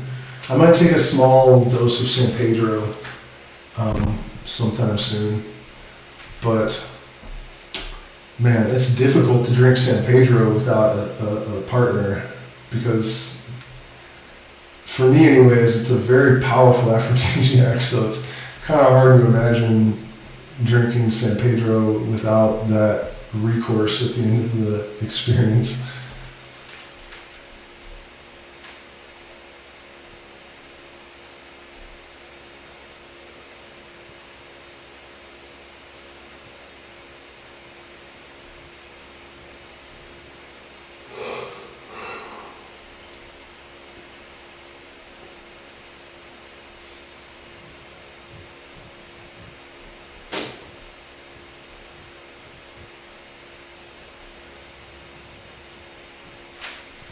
What's my end game? You're gonna have to ask that differently. I don't know what you mean. Tom Petty on Safari, really? I was never a Tom Petty fan. I was so surprised when I found out he overdosed on heroin and died. Like, he just did not strike me as the junkie type. I thought he was like a normie, you know, that's why I didn't really like his music much, because it just seemed like a little bit too much like white person, golf shoes, shit hook, dress shirt, like normal office worker boomer kind of vibes. And I'm just not about that. So I never got into Tom Petty. I do, if you're still there, Luminostic Mind, please let me know what you mean by what is my end game. Because I don't understand the question.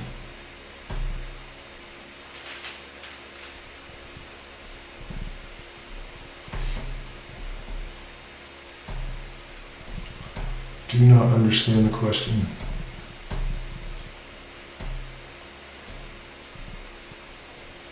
I don't know if this was a good thumbnail. This is like the lowest attendance I've had in a live stream like ever.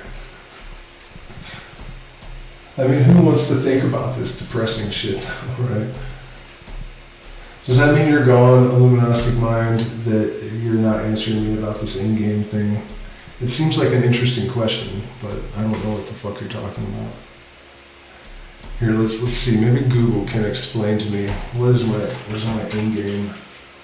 What is in-game? To blow up the outside world, basically. In-game, let's see, the very last part of strategic game, like chess or backgammon, the last few moves you make in your chess game or your in-game. Well, ideally, we need a revolution. And it's, it wasn't you that asked that? Who was it then? I'm sorry. Oh, Northern Light. Okay. You know, I feel like right now what I'm trying to do is accept monetization of my existence without one of the really unfortunate aspects of my upbringing is my mom being really poor. She kind of programmed us to think that people that cared about money were fucked up in the head. Like, that if you cared about money at all, that you were like a sick fucking weirdo or something, and there was something wrong with you. And of course, you know, being a yuppie and like having a vapid existence that's just about your bag is dumb. But she took it too far, you know, the way that. So right now, I mean, if this is my end game, you know, I mean, I'm 45 almost. Trying to overcome that programming, and then, you know, really try to overcome the obstacles that I've had growing my presence on social media, and really just embracing the potential that exists for us to create some momentum in revolutionary movement. You know, there are more and more people that are having that impulse, and so some of it I don't like, man. One of my friends last night, you know, he's kind of going off about unifying people under a specific doctrine, and that's a fucking nightmare. We don't need that. We don't want that. That's not good, you know, and we're going to see a lot of it. I mean, if things continue the way they're going, there will be an uptick in cults. People all want to belong to something, and there's a lot of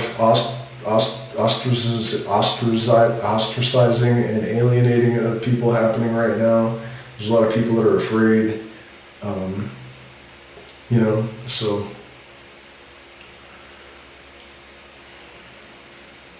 an end game needs a strategy. So my basic intention right now is to use AI as much as possible to automate as many tasks as I can and try to overcome the hostile algorithm using AI, and also to try to align people. Join my Discord.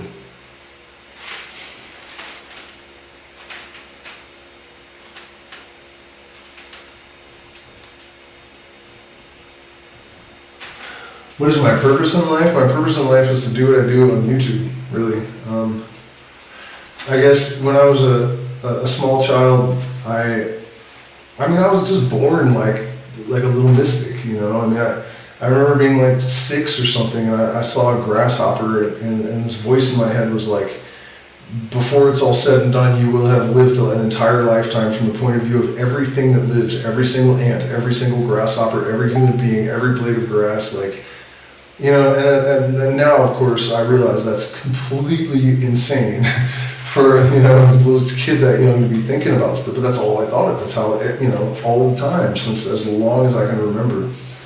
And I always kind of felt like, how is it that people are able to live their entire life just eat sheep, eat sheep, eat sheep, eat sheep. I ate sheep the other day. Eat, sleep, shit, fuck, raise kids. Just lame as hell, and without asking all these big questions that I couldn't stop thinking about.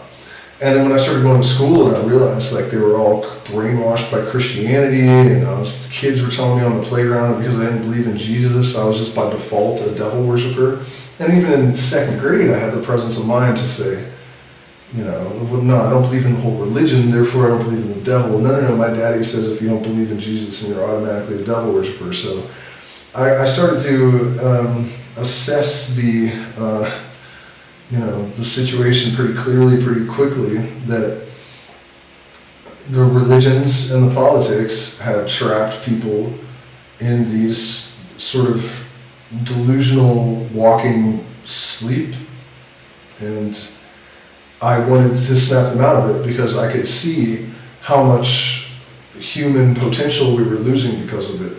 I could see the oppression, and I could see how boring and lame and awful the standardized protocol for life in the United States was. I fucking hated it, from the time I could talk. And so my objective is to contribute to destroying it and creating something better in its place, I realized that a lot of my potential was lost because our society is not engineered to give people the absolute best support that it could. It's not engineered to give people the best possible education. It's not engineered to produce an illuminated, empowered society.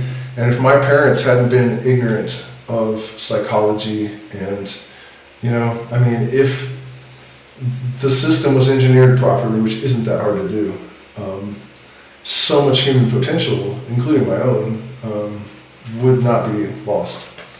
And it's just so dumb and tragic that we tolerate it, that we,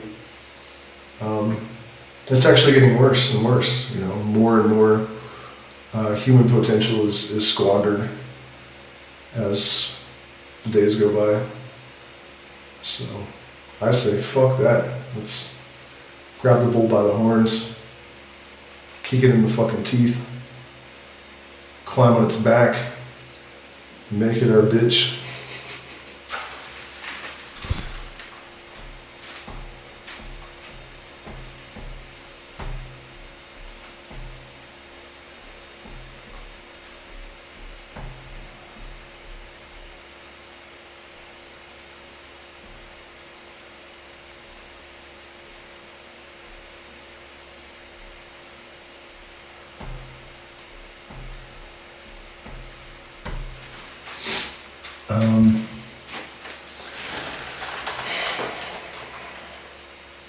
yeah, so you guys got anything else?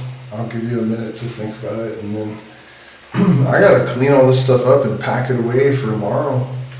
I guess I'm bringing the mics and the camera and the laptop and all this crap all the way to PSOC so that I can record this event, and hopefully I'll be firing on all cylinders again, you know.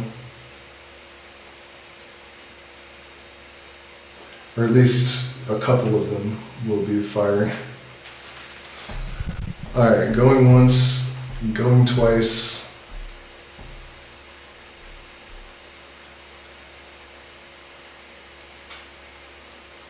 Alright, so thank you guys so much for spending this time with me. I appreciate each and every one of you. And consider joining Patreon or supporting one of the various options in the chat, because I can't do anything without funding.